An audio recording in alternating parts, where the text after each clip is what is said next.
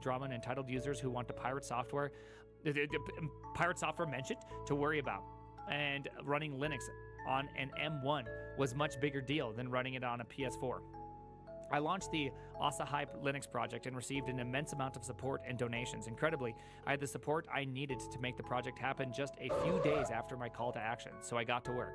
The first couple years were amazing, as we brought the platform from nothing to one of the smoothest Linux experiences you can get on a laptop. Sure, there are and still were some bits and pieces of hardware support missing, but the overall experience rivaled or exceeded what you could get on most x86 laptops, and we built it all from scratch with zero vendor support or documentation. It was an impossible feat, something that had never been done before, and we pulled it off.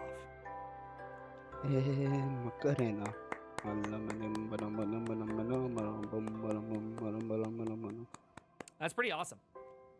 That's pretty awesome. Well, I mean, that's a great story, honestly. Unfortunately, things became less fun after a while. First, there were the issues upstreaming code to the Linux kernel, which I've already spoken at length about, and I won't repeat here. Suffice it to say, being in a position to have upstream code across practically every Linux subsystem, touching all drivers of all categories as well as some common code, is an incredibly frustrating experience. I've literally heard of nobody saying that Linux development is a good experience. I'm friends with several core maintainers or long-term core maintainers of Linux, and every last thing is just like, it's a year's project, it's not a month's project. Every single change is just very, very difficult. Clarification, this has nothing to do with Rust at this point. I assumed not. It's well before Den här är den här vad heter det, yngre än Pixelmon basically? Yeah, I assume it's very, very difficult. There's a lot of process, there's a lot of people yelling, and I mean, I guess I'm not sure exactly what the Jag vet, jag har inte adda alla Pokémon ännu. But I can't imagine Ja, den gode. Linux being an easy experience to commit to under any condition. Bro, du aner ikke, Pixelmon var så gøy. Jeg spilte på en server med en venn som var basically sånn, de replicata hele, hva heter det, Sinnoh region? Den Soul Silver, Jolt og den som var i Soul Silver basically, de replicata hele den på en server, så det basically spilte sånn Pokémon. Det var basically Pokémon Soul Silver bare i Minecraft. Og så liksom du fighta different game badges, og så gjorde du quests og sånne type ting. Er en liten koala bra? Jeg bare liker dem, ass. Elog? Ja. Teddy Ursa? Teddy Ursa? Han har en ability som gjør at han starter gamet at han sover. Men derfor å bruke sånn snikt opp. Bro, Karen er høyt oppe på et tre også.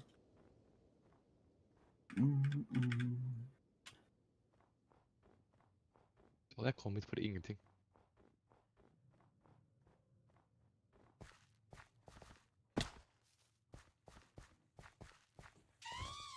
Hey. Hey. All right, there we go. Party? Unfortunately, things became less fun after a while. Okay, we already did that. But then it also came from entitled users. This time it wasn't about stealing games, it was about the features. When is the Thunderbolt coming? Asahi is useless to me until I can use monitors over USB-C. The battery life sucks compared to Mac OS X or OS. Nobody ever complained when no one ever complained when compared to x86 laptops. Fair. I can't even check my CPU temperature. Yes, I seriously got that one. Is the ride a Taurus?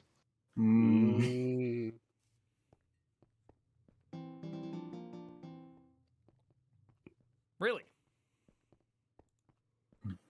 I can't imagine being that intense about it. This wasn't just a few instances. I've seen variations on the first three posted hundreds of times by now, including takes like Thunderbolt, the DP vault are never going to happen. A few times is fine, but the entire thing repeated over and over again every day while trying to make these things happen will get to anyone. And of course, when it's Yellow M3 apricorn, M4 support fruit eller er det nut? I mean, to be completely fair, you've also chosen like a terribly complex project with a continuously moving target.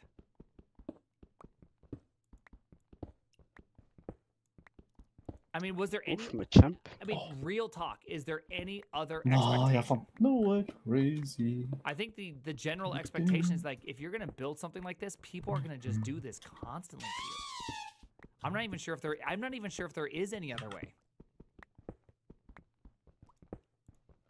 And you're also dealing with Linux people that like to distro hop and use fun hardware. Like they're gonna be. Jeg går ikke Jeg dit. vet ikke, la meg... They're the arch users of arch users. Red chat. I am playing... That like Mac. I am playing It's crazy. Pokemon. For a long time, well, after we had a stable release, people kept claiming Asahi is it Asahi? I'm not really sure. Asahi Linux and Fedora Asahi Remix in particular were alpha and unstable and not suitable for daily driver, despite thousands of users, myself included, daily driving it and even using it for servers. No matter how much we did, how many impossible feats we pulled off, people always wanted more and more. Meanwhile, donations and pledges kept slowly decreasing. And having done so since the project launch, this is how it always goes also, like nobody, I know people say they do, but they don't. People don't like long projects doing one thing. Ja. Ja, dritmange. Asahi, is that what it is? Asahi? Hvordan... They don't Er det en follow- sånn they just tre, don't finner follow du... stuff Ja, after long periods of de time. er sånn tre med sånn It just always falls off. When I greier på used to do siden. projects that were like months-long projects on stream, they would Jeg ser en like it diamond, would men jeg har always ikke lyst til å spike pikke up den opp. and then just drop Enten off. man because var nobody- useful. like at some point it's impossible for people to keep up. Han vil gjøre and they jack just shit kind for of oss. like, I don't know about it. Hva And then mener they just- du, bror? they Jeg just Han stop blir talking så about it. lite And agdrytig. that's that, and then they Du stop gidder talking ikke about it, sette and diamond for oss som then du all of it ser, goes bror. away. Yeah. Nei, jeg hentet en Waystone, bror. Not enough to spell Waste immediate on doom the- for my dream Crazy, of bro. working on Asahi. Nei, nei, nei, Crazy nei, nei, clown. nei. Called Asahi. Eneste Waste grunnen on dere the- explorer nå, er på grunn av at dere vet I jeg kan can call it komme hjem Asahi. i 2 sekunder. Asahi, full time in the short term, but enough to make me wonder if this is. Let's see. Men Vi vet hadde dere Any bare of this vi hadde is bare Explorer gitt ham først? master hvis han ikke hadde hentet all den. the all-time Master peak skulle ha monthly vært i basen, donation trust me. Nei, volume vi was hadde the ikke very gjort det. Det var first ikke sånn. month or two. La It meg seemed bygge like et hus the more for things oss. were Og accomplished, så the Mila less skulle ha support we gått inn i had. cave, så I knew etterpå, burnout was da a det very skulle ha real vært sånn. risk and managed Nei, jeg this by fant en limiting my bygning. time I spent mitt on liv. certain areas such as kernel upstreaming. This work Å, was han stille for Stone det, nå? han fant sustainably at the time. Then 2000 Jeg fliver Nei, med Milad, huset. jeg fant en greie som evolver din Snowrun til Hva var det Frostnest. i din? 2024. Min er mail. Ah, ok. Hvis du finner en jenteversjon, du kan evolve. Ok, jeg har også den gjør mail Kirlia til Glade. Oh. Suffice it to say, I ended up traveling Oh, jeg har for most of Danish the også, year, men... all the while having to Men handle Danish er various fin. abusers and stalkers Ja, who fy søren. harassed God. and attacked me and my family and continue to do so. That's crazy, by the way. You should just like never do that. That's insanity to harass and stalk people.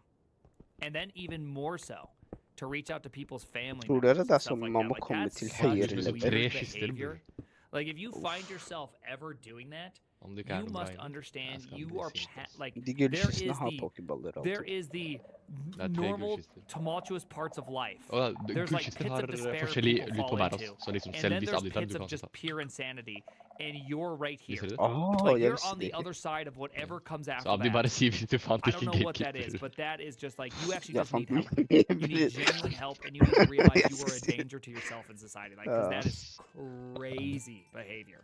Nice, da, Actual bror. crazy behavior, and it sounds like it's just over Linux. Like that's crazy behavior on top of a crazy behavior. Like that's insane. We shipped conformant Vulkan drivers and a whole emulation stack for x86 64 games and apps. Gamers, careful. But we still Da si ifra hvis dere finner EVs, man. Holy a moly. feature which require deep reverse engineering, debugging, and Magic kernel card? surgery to Isn't pull it? off. Level Of which 40! it were, let's see, if it were Vil du ha be magic card? if it were to be implemented Nah. properly Ooh, and magic robustly, would require a major refactor yeah, of certain yeah. kernel Kinda shiny. subsystems, or perhaps even the Skal jeg se på? introduction of an entirely new Plutselig er shiny, subsystem. det bare er på I mappen. slowly Det er bare started litt to ramp up. Let's see, work. Let's see. Oh my goodness. Sorry, I'm having a moment. Abdi når han ser en Every shiny. now and Nei, then, det er vanlig. when I get into the state, I gotta calm down, Det går and then bra. it'll work. Joken er at jeg er stille I fordi han slowly kommer til started å to bli stille. ramp work up again at the beginning of this year, feeling very stressed out and guilty about having. Oh my gosh. Okay, hold Det er on. morsom, ass. Det er morsom. So 2 nights ago, I skipped out on. I had to do a red eye. Jeg ville bli Best komiker før Cyberpunk kom ut. Etter Cyberpunk jeg fikk and got everything prepared for today. I'm going to reevaluate the my choices in life. And made Devin and all that. I spent 7 hours just doing work, and so whenever I skip that, I get whenever I don't get enough sleep, I get super bad. Red Dead med hvem? To where like I can't read anything. Okay. Får det? We got this. Flip, take out the previous ones. Here we go. Nei, jeg tror ikke... Jeg vet ikke, spiller moren din videospill av de? Ja, det det liksom. Jeg føler liksom...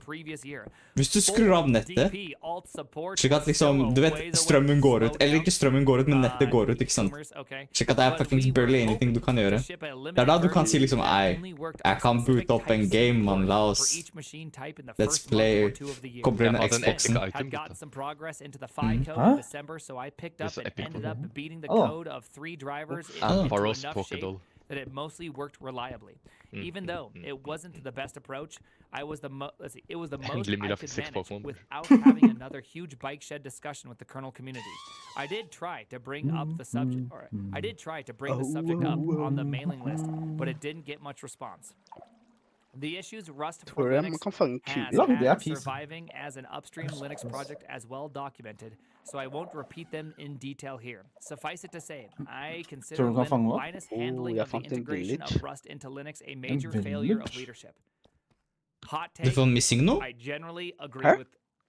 Glitch? Oh, en Eevee? I generally agree. Holy shit.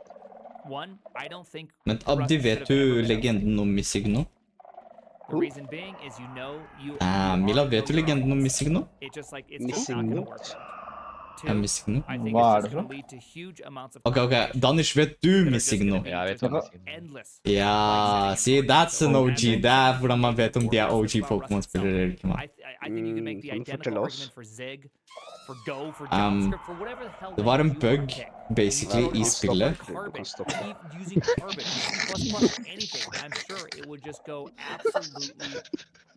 Basically, det var en bug i spillet. I think a second and more important one that I'm not sure if it's going to be mentioned here. Bare en curse i spillet. Through the mailing list, what you'll see is that it doesn't. People are like trying to intuit or try to divine how Linus thinks.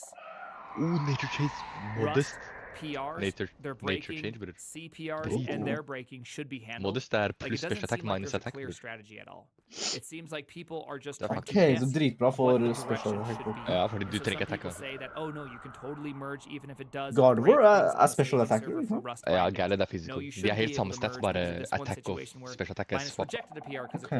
Well, then there was this one PR where Hva? Ikke den her for Miss Magus?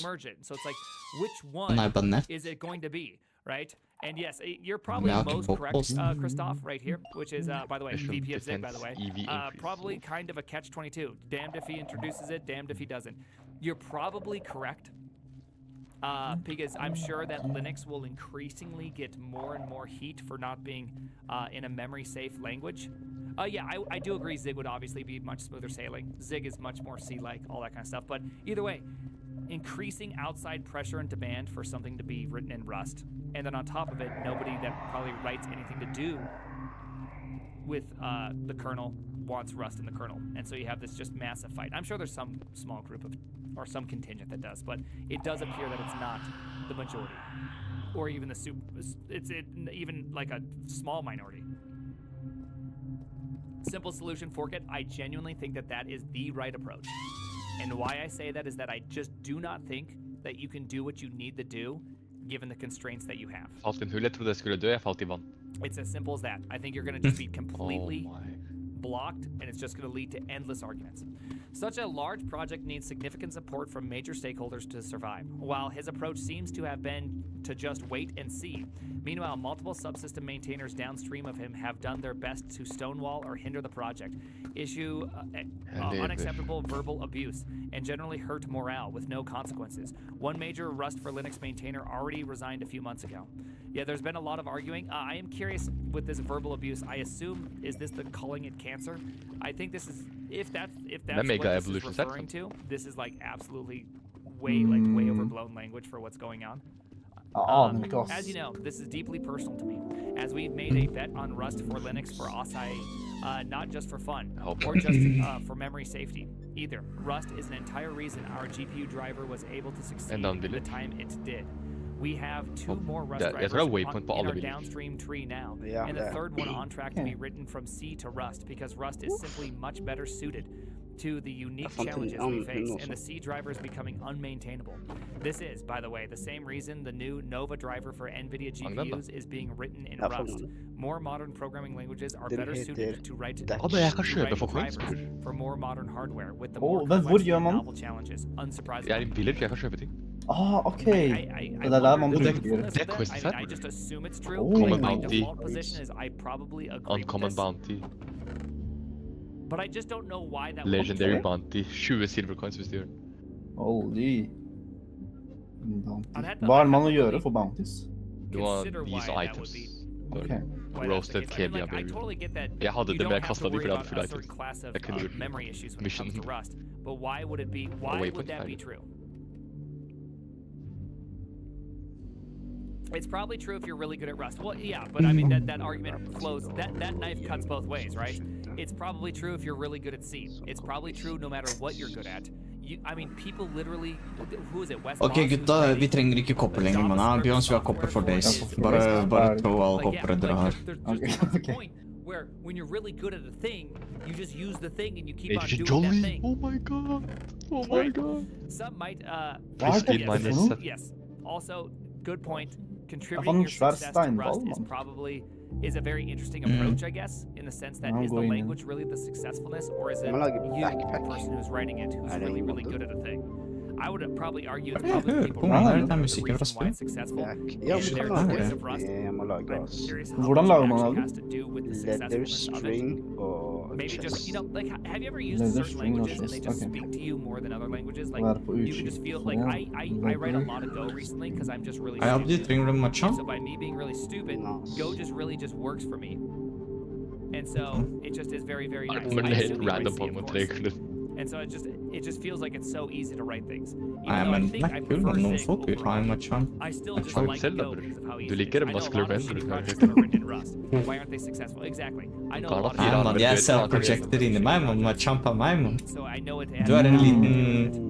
Mens du er en liten I pinne, know man. it has nothing to do with that. Ser du, du har And so ikke it's kind of Pokémon funny til å that- I'm curious why compare that med is. Jeg vet ikke, for du er Are en... you wondering why we can't just let the Rust situation play Du er en out low on its bunny, own man. over a long period of time? Perhaps several more Low years and bunny, simply bror. maintain Get things your down facts to right. minimum. Åh, det er bra at du kan ditt eget navn, One Dan. reason is that, of Bunny. course, this situation is I get hurting the facts developer right. morale in the present. Another is that our Apple GPU driver is itself major Vi evidence hadde that Rust for leather. Linux is Ah, a leather. is Oh, fit for purpose. Jeg tror jeg tipper It tilbake, was for jeg the kan bare first tippe big her driver to uansett. be written from Ja, jeg fant scratch. lava. Det jeg And gjorde, brought ass. along with its, let's see, with it lots of development in Rust kernel. Men hvor er det andre Simply stedet? not Hæ? aiming for Hvor er det upstream andre might stedet? be seen as a lack of interest. Jeg er ikke It hurt gatekeep, the man. chances of surviving Har du the Rust leather? for Linux effort. But there's Ja. more. In fact, the Linux kernel development Ja, leather. is perhaps Kan paradoxically få. Jeg skal lage designed backpack to selv, encourage fuck upstreaming you. and punish downstreaming forks. While it is possible to just not care about Ja, upstream det er and lag maintain på an den. outright brother. hard Share fork, is this is scary. Ja, not det a er lag viable på den long-term først. solution. That's how you get Ok, det som er vendored Android kernel trees Hvor that blir die de av out folk, in 2 bror? years. Nei, ja, men Okay. jeg lager for meg selv først, I'm også til just dere. curious skjønner why. du? I mean, Nei, in nei, the det end, er I'm ikke det jeg just mener. curious Du hadde why gjort this det- isn't Fordi, it. Why fordi is jeg kan forking putte a sånn worthy safe operating XSpeed system, og and slowly, XDefense once- på if you can get any company to sign Det er up det for samme it, som then hvis that's du er kind på of et how fly, funded. og du skal Why can't styrte. that become Først the du place putter where, masken you på know, deg selv, in a og så while på this andre. actually becomes the På place babyen din. where companies start going because they want the memory Liksom, Ja, Danish er safe. parenten her, han putter I don't masken know, på that seg selv seems først, like og så that's på kind of deg Det er og det jeg babyen mener, din. bror. I'm sure they're like Google, Kommer folk til å Amazon, ta all these places tingene that mine also hvis jump jeg onto putter den that. i Ja. But Nei, I mean, nei, Egen I skift mean, på deg, sikkert. also granted that Ok. can be Ja, compared. vi kan gjøre det. The Asahi, Jeg stoler på Det kan hende man kan lage I'm calling it kister også, Asahi som at bare this point. du kan se hvis du har lyst. Linux til det. downstream tree is continuously Ja, bare finn en rebased on ender top of the chest, latest så Han vil fant upstream sikkert kernel, dritbra lut. and that means that every extra patch Han har can vært carry Han stille. fant helt sikkert noe farlig, mann. Han vil ikke sometimes til. significantly. That Og jeg seems trenger awful. den Pokémon her, bror. I've Det er been derfor han er downstream, stille, mann. Dere I've vet been a fork and been downstream, and it's a horrible, Ja, horrible men se. process, and I recommend Fordi nobody do that, jeg er and en it's just not a gentleman, fun, ikke sant? it's just not a Så fun jeg experience. kommer ikke til å ta itemene deres. But it goes Ja, deeper. jeg kommer ikke Kernel til det. Mesa policies Okay, state okay. that upstream Mesa support Jeg stoler på for dere. Mesa,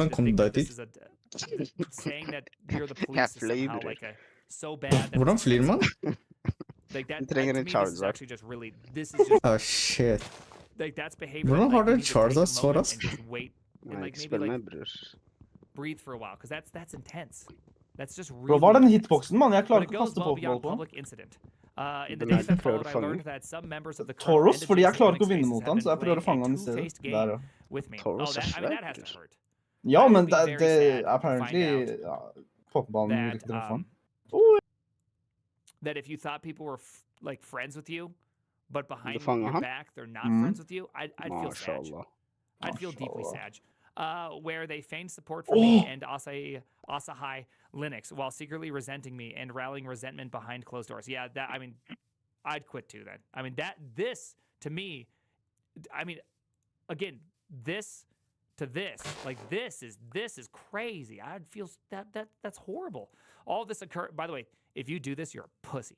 All this occurred without anyone ever sending me any private email or otherwise cluing me into what was going on. I heard that one of these people who's, one who has a high-level position in multiple projects that Asahi Linux must interact with to survive, had sided with and continues to side with individuals who have abused and harassed me directly. Apparently, Vil du there ha en were Charizard? also implied falsehoods, Yes. such as the idea that I Du må lage am en employed by portal, someone ass. to work on Asahi. I am not. We have zero corporate sponsorships other than Bunny.net giving us free CDN credits for hosting. Nice. Well, that's nice. Hey, good Åh, job. Hvorfor er det men nede du har I portal? don't think it's bad. I also think that I really don't Han like her that he sier has bare OGs this vet weird blir bare idea that you OGs. cannot have corporate sponsorship. Skal jeg fortelle historien, eller om det Projects to survive. Jeg visste ikke at nede portal var i Pokémon. Corporate sponsorships. I'm not exactly sure how else you're going to do this.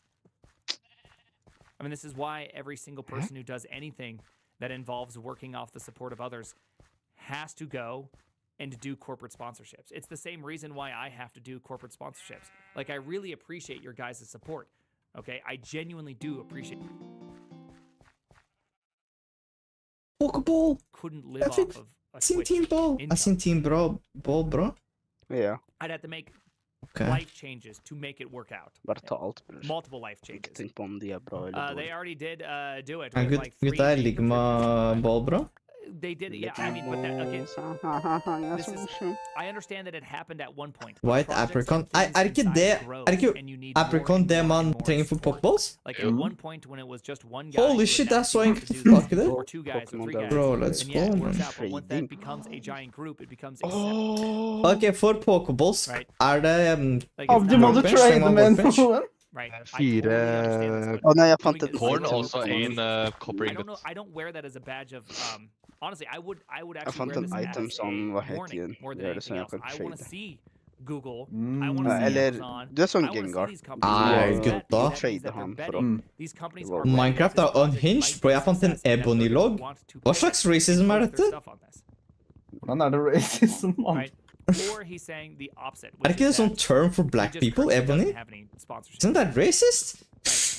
Ja, bare sett Apple should- Ebony like, I would've i actually been very questionable excited to see Apple titles, ass. invest on this. I'm not sure. Yeah, the reason why I'm reading this as a statement of virtue is due to the mailing Jeg list tror ikke det er stygt previously, and also this statement right here.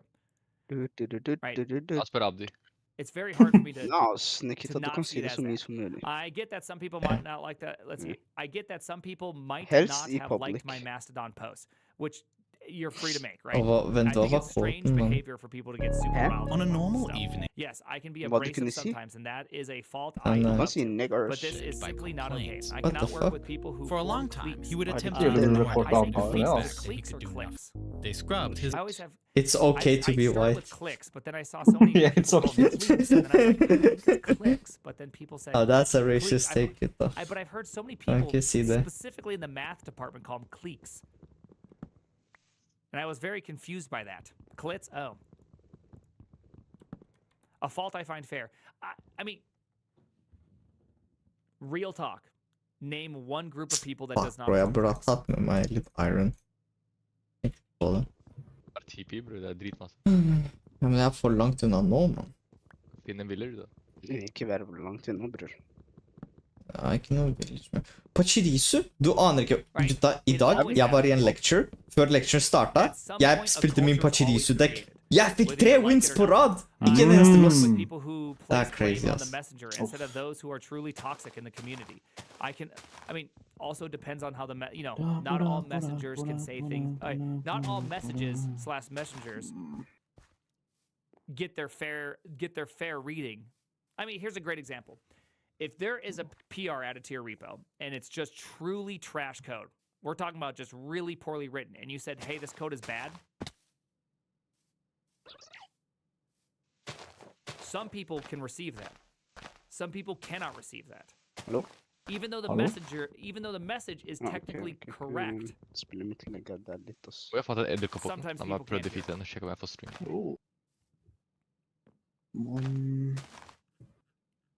I saw so. Let's see. This guy has a very high morality, and all others. I'm not sure how he feels. I think he just has a very strong feeling of how things should be, and when people fall outside of that realm, then he's very upset about that. And yes, it does sound that way, but I'm not.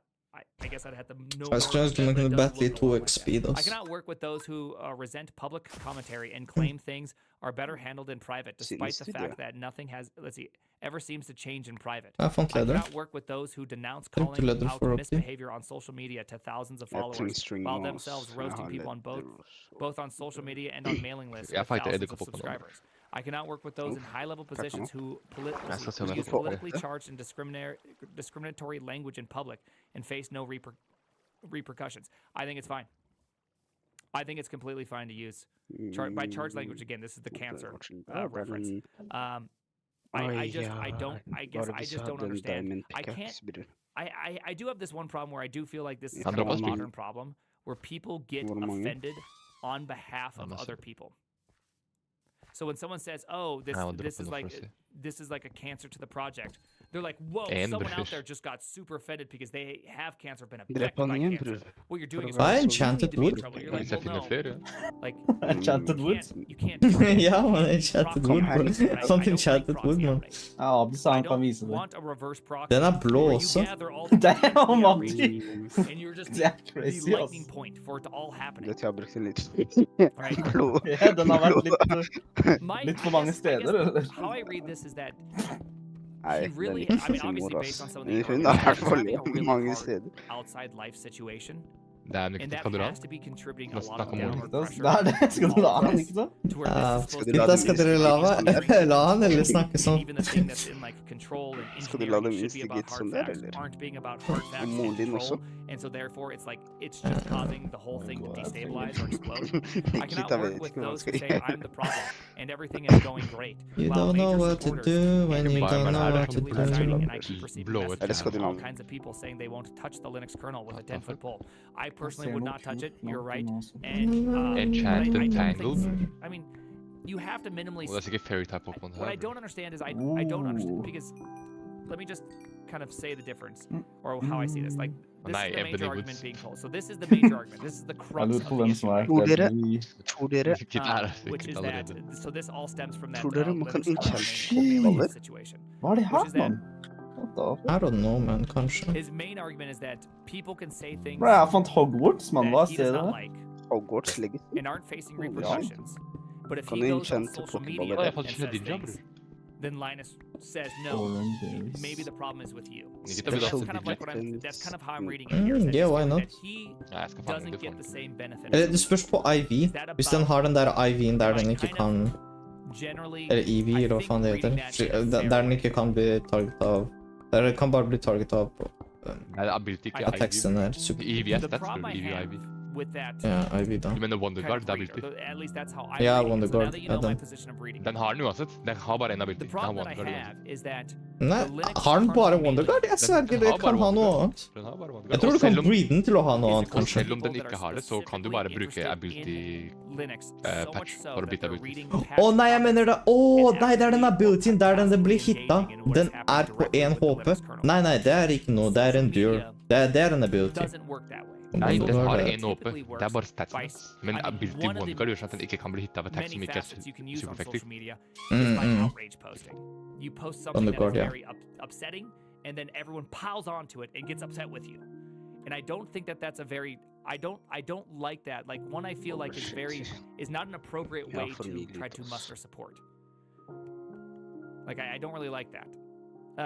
Mustering maximum outrage is sometimes used as a technique to get your Timeable. way in a disagreement, One which I X don't think to is a 4 good way, X by the way. increases the number I don't think of like even if pass up to I mean 10. there's been a lot of historical times in which Ok, hva er outrage dette her? Jeg må starte and the å people who sortere, were ass. outraged were wrong. See the comment from Linus replying to the guy about organizing social media mobs. Yes, I did. We did read this. He said, "Have you ever considered that you are the problem? I dislike social media brigading." To kind of sum up what he said. I still think that Linus could easily help quell a lot of this by having a more solid or at least a corporeal understanding of how Rust and C need to interact together. Av bronze coins.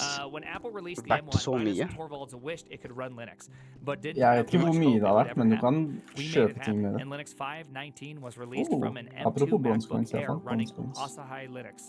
Ja, I men had like, hoped back his us, dette enthusiasm her would er- translate to some support Ja, det er from det our han community sier. and Hver help gang with jeg our finner upstreaming loot, så det er struggles. sånn Sadly, that Holy never moly, came okay. to pass. In Må November velge hva jeg skal 2023, I sacrifice, sent him an ass. invitation to Du discuss kan the begge, challenges of jeg tror du har en Linux portable of chest, kernel basically. contributions and maintenance and see how we could help. He never replied. Jeg fant en jungle, sheesh. Yes, I do agree that voice would. I do like that. Someone said maybe a voice call would help. Text, so much nuance is lost in text. Totally agree. Money. I guess the Hvor best lenge I could, varer XP Candy? I could argue Vet dere? against this or argue for this Men hvor lenge? is that obviously Men når Ja, du når føler du det bruker her, det, så blir den borte. 519 being released bruker from den, M2 får is så mye super XP. awesome, and it shows that En viss I mean, mengde. it's super cool. I guess the counter argument is, Å, jeg må right-klikke. Ok, nå I mean, skjønte jeg. is this the Right, future of Linux, or is this one of many possible futures of Trenger noen Linux, or Taurus? is this a Jeg fant en side quest of Taurus. Linux? And that's what I guess I don't quite understand is what Det er veldig What bra is mot the- i eksporten. what is the place Asahi should be. Advertiser. Is Veldig it bra the for main quest, side quest, potential main quest? And so it kind of sounds like he views it as Jeg Tenk skjønner på det, ikke. hele denne modden er and it kind of advertisement. sounds like Linux. I or var jo Linus- repeatable. Linux. Det står Linus 1x sees catch it as a chance side until quest. Pokédex is added. Og det er Back in hvor mange 2011, ganger du fanger den, så blir den Colavis sterkere og sterkere. left the Linux, kernel Linux Ok, community. vent, så om jeg har And- fanget noe and 10 that- ganger, så er det 10x and then catch chance? Jeg tror Anath- det Jeg vet An ikke hvor anathist- sterk den I er, know men det er sånn det funker i hvert fall. anathenist- Ok. anath- Takk An da. anesthetist. Mm. Anesthetist. Skal jeg gå og finne en annen village? Så An anesthetist. return home. Anesthetist. Jeg trenger en village, ass. Anesthetist. Anesthetist. I've never Ja, put du the tenk om jeg hadde hatt in en there. waystone i villagen jeg fant i stad. Jeg kunne ha kommet tilbake. Anesthetist. Ja, men hvis du hadde den der, du skulle ikke ha There kommet must hjem, be skjønner du. more definitions to this. Hold on. Jeg vet hva det er sant. Sant, ass. A medical specialist who administers anesthesia.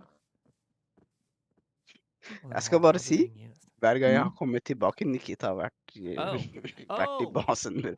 Jeg vet. Dude, turns out I can't read. Okay, anyways, back in 2011, Kolovas left the Linux kernel community. An anesthetist by day, he was arguably the last great Linux kernel hobbyist hacker. Yeah, that just sounds hard. In the years since, it seems things have, if anything, only gotten Trenger worse. fly-Pokémon, for Today, jeg it ser is så flyvende practically øyne. impossible to survive being a Dritvanskelig. significant Linux maintainer or cross-subsystem contributor if you're not employed to do it by a Det er mange av corporation. dem, altså. Linux started out as a hobbyist project, but it has well and truly lost its hobbyist roots. Ikke sant, Nikita? Nikita trenger Charger, så han skal lage en netherportal for oss. Er det sant? Ikke? Ja, det er sant, ass. I mean, is that truly Nei, jeg sier a gi meg problem? 3 diamonds, jeg lager en netherportal for oss. Hvis jeg ødelegger Is it sad? web for string, I mean, any long, large, I- super hva da? big problem. Yeah, du Web. får string av web. I can't imagine it Hva just sa du being til a det, da, hobby project. Like, Jeg fant do en sånn you hule som want dritvanskelig. hobby project? jeg visste ikke. Do you want hobby Men project? hvorfor tar det så lang tid å ødelegge det? Og det er en village der. Nice. Det er alltid raskere med sverd. Sverd, la meg lage en. I want ass. Okay, well okay, you're on the wrong stream, buddy. Ikke sant, I don't know. Nikita? Hva da? It feels. I mean, like I get the sentiment that I Det think er that it was, lettere å there ødelegge was a med day and sverd. age where this was this way, but also What? Web. Every, you know, Spiderweb. No, maybe. 2011, the 2010s was ser det han som were the mye years where sånn we litt, went, ass. oh shit, we can't really improve Nikita, hva hardware vi speed liker å kalle en gatekeeper. like we used to. Now we gotta like figure out how to just do nothing but the Gatekeeper, craziest skjønner du. optimizations to make Okay. things work. Når folk And har everything just got breachet vastly gaten more hans, complicated. han hitter dem med 'jeg var her før dere'.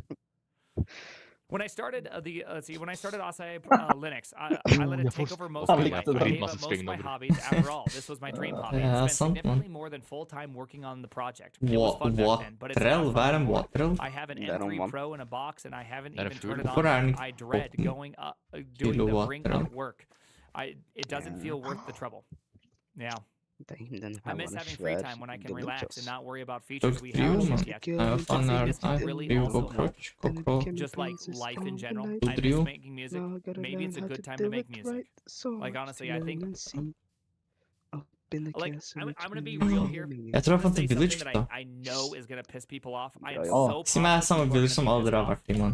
off. But just kind of feeling through this argument and all this feels tell me like that, Ja, bro. fordi det er dritmasse string her, blir jeg like sving på I disen. feel like Hei, gutta, er villagen som dere har vært i, har den and sånn what I to mean by tårn? that is that Ja, Hvor mange Tårn? string trenger en bag?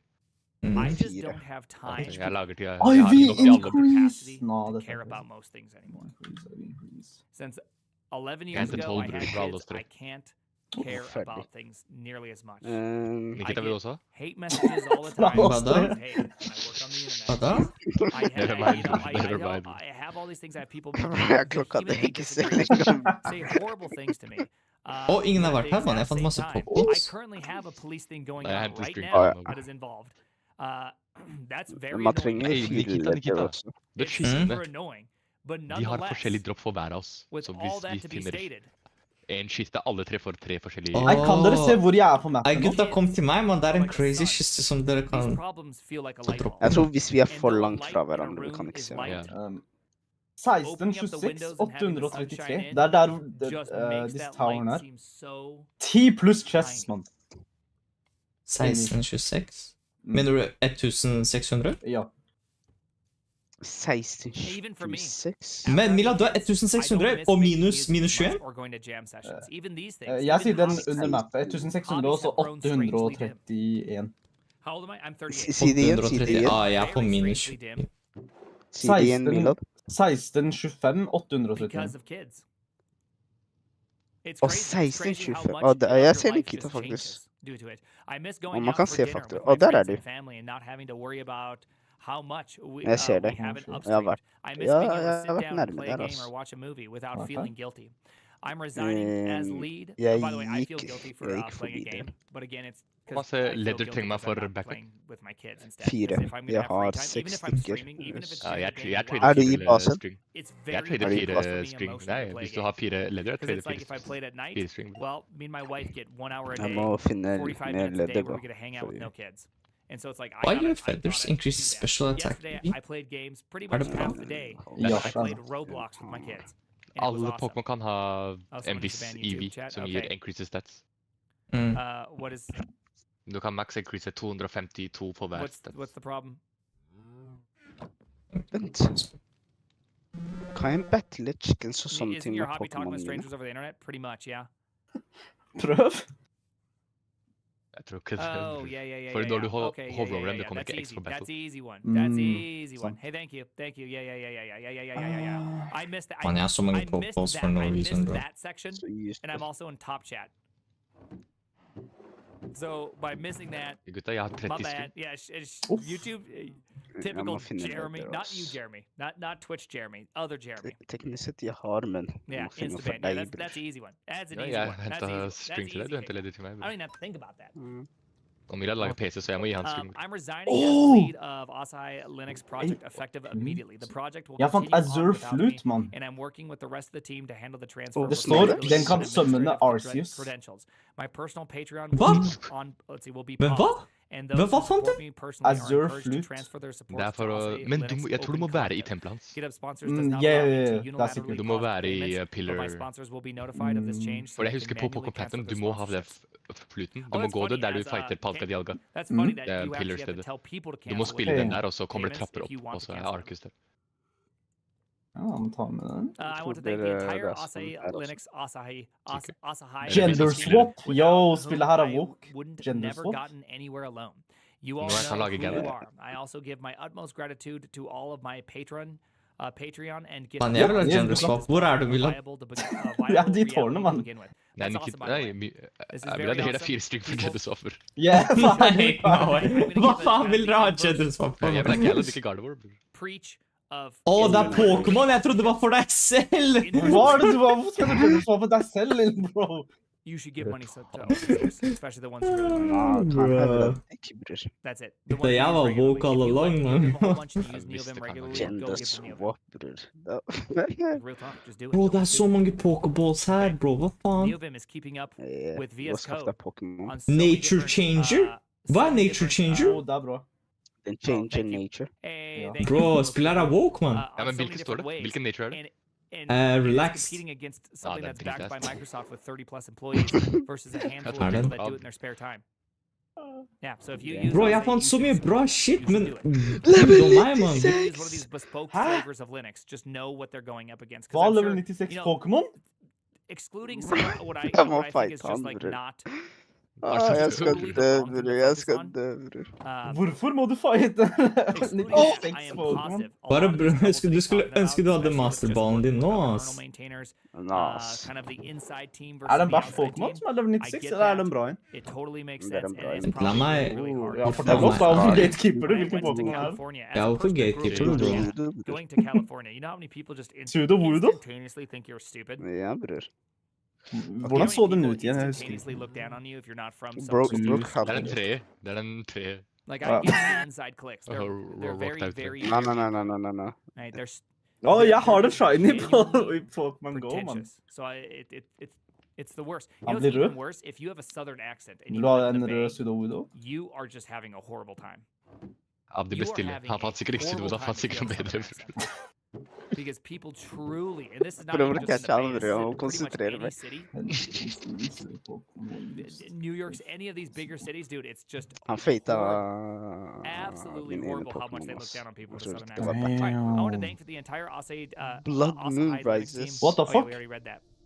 If you're interested in hiring Er det me or derfor know du fant someone en who level might be, 96 please get in Pokémon? touch. Nei. Remote positions only, please, and consulting Gutta, jeg or klikket på flexible en- time on Jeg klikket på noe, jeg vet ikke om det var på grunn av meg, ass. Vent, det er bra da. Det betyr ikke at vi burde gå ut og prøve å fange Pokémon. Det kan hende det Ja. er Legendary kommer til nå. bare. Please read this excellent Fetty post. Hva er for Blood Moon? the Det er kanskje description i of what Velta, it da, is and jeg vet. isn't- Bra, and isn't for vi gaming. spiller Terraria, Blood Moon, ok.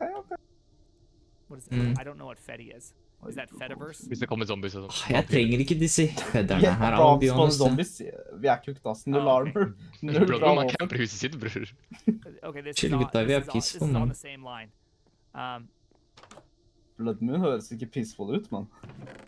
Okay, I guess I Malicious I don't know if armor we're dating, so maybe evolves I did, Karkadet to be into correct, Doug, Kerlu with the GD. version. Hva Oh! fuck er det? Open source contributor in various capacities Nei, as maintainers. I have Abdi kommer til å gi much deg alt thoughts han on eier for Rust den. for da. Linux Asahi Ja, bare developments. vet det. Humans are going Hva to da? complain, and in a world with social media, to do so on social media Kerlu about public GD. and persistent frustrations. Det er and Jackson, Abdi, jeg tror nå må du not lage den to do that. netterporten Share her, eller- ass. Nei, det er ikke det. Det er ikke Honor sin evolution, det er en annen.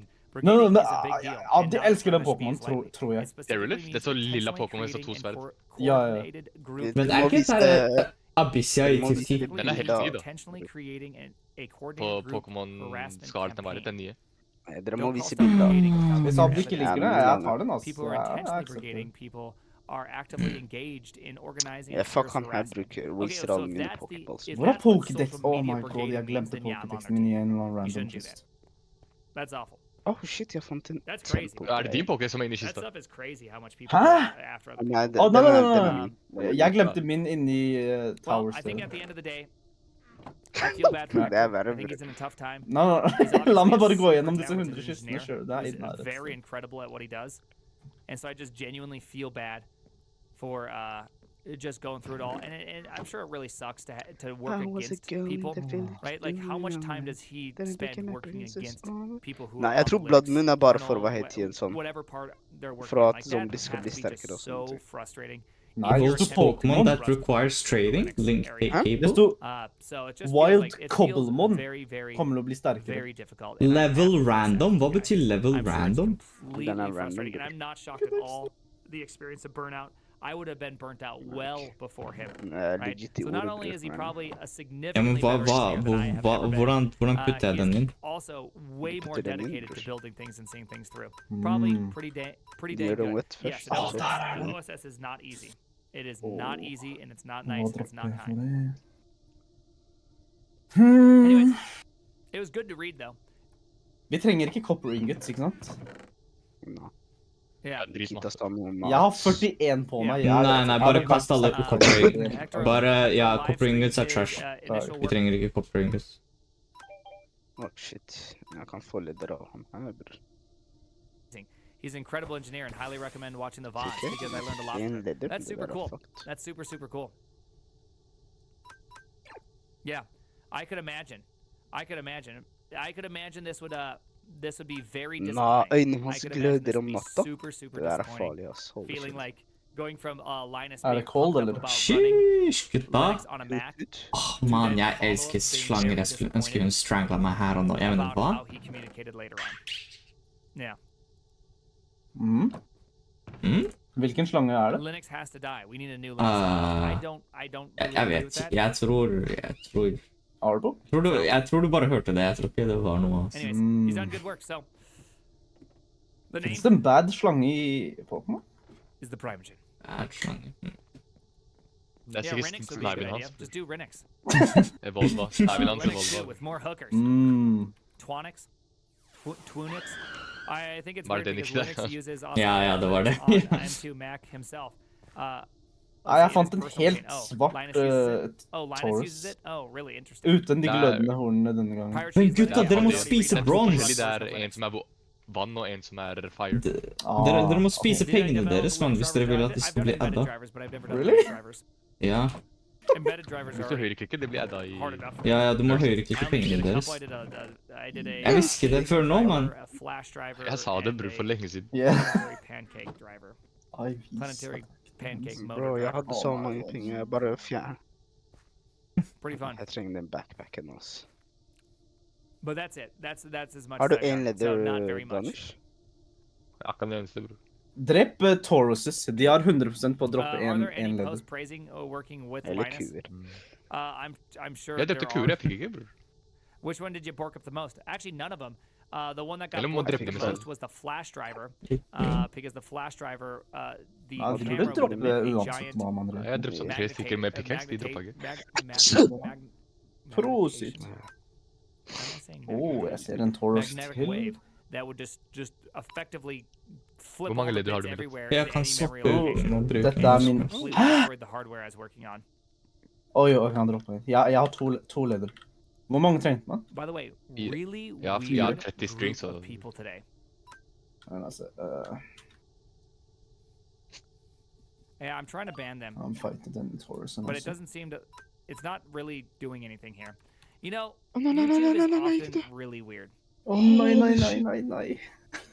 Bro, det Yeah. suffocater i My terminal coffee order is stuck in preparing to ship since December 20. Anything you do? I did the X account. Okay, they should. Men egentlig, om man fighter en I'll reping it right now. Pokémon under Hold vann, up. hvordan funker det? Jeg vet ikke, ass. Can you get your wife Oh to try my building God. something with AI? No. Nei, jeg gikk tom She for would PP. make a script that Skaff deg bans mer everyone that says PP, man. certain Ja, words men like hvordan other får man mer streamers. PP? Ha, ha, ha, ha, ha, ha, ha.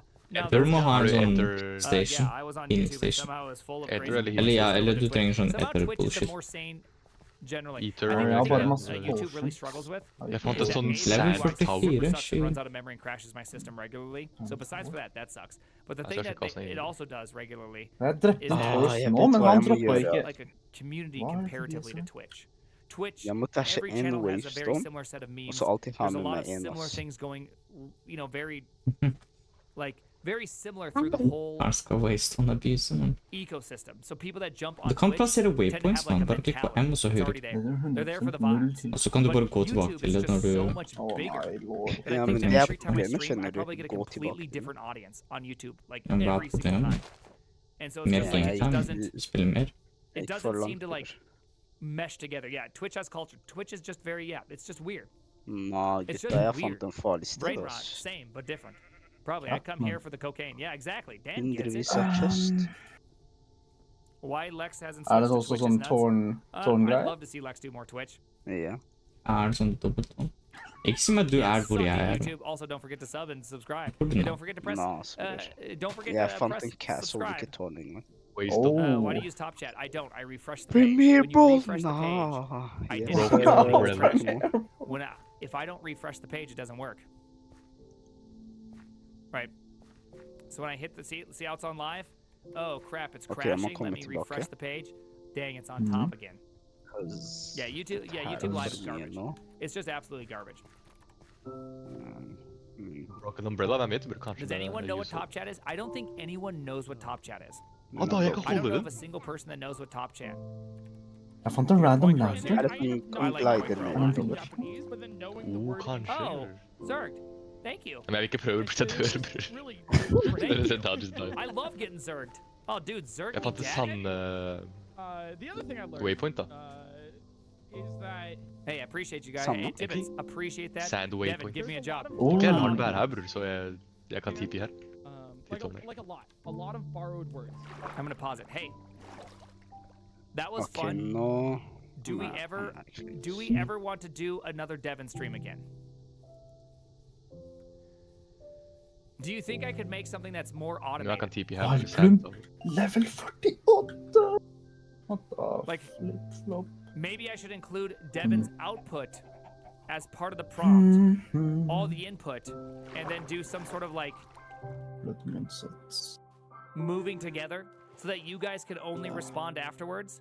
Like I could. I mean, theoretically, hear Jeg me kommer out tilbake, here. jeg fant If I waypoint. were to do first stream, nice, loved it. Okay, so hear me out here. Nå skal jeg Theoretically, finne what I could fant en do is the following. waypoint Blir ikke akkurat Nikita her. I could. Første gang jeg ikke har sett Nikita her.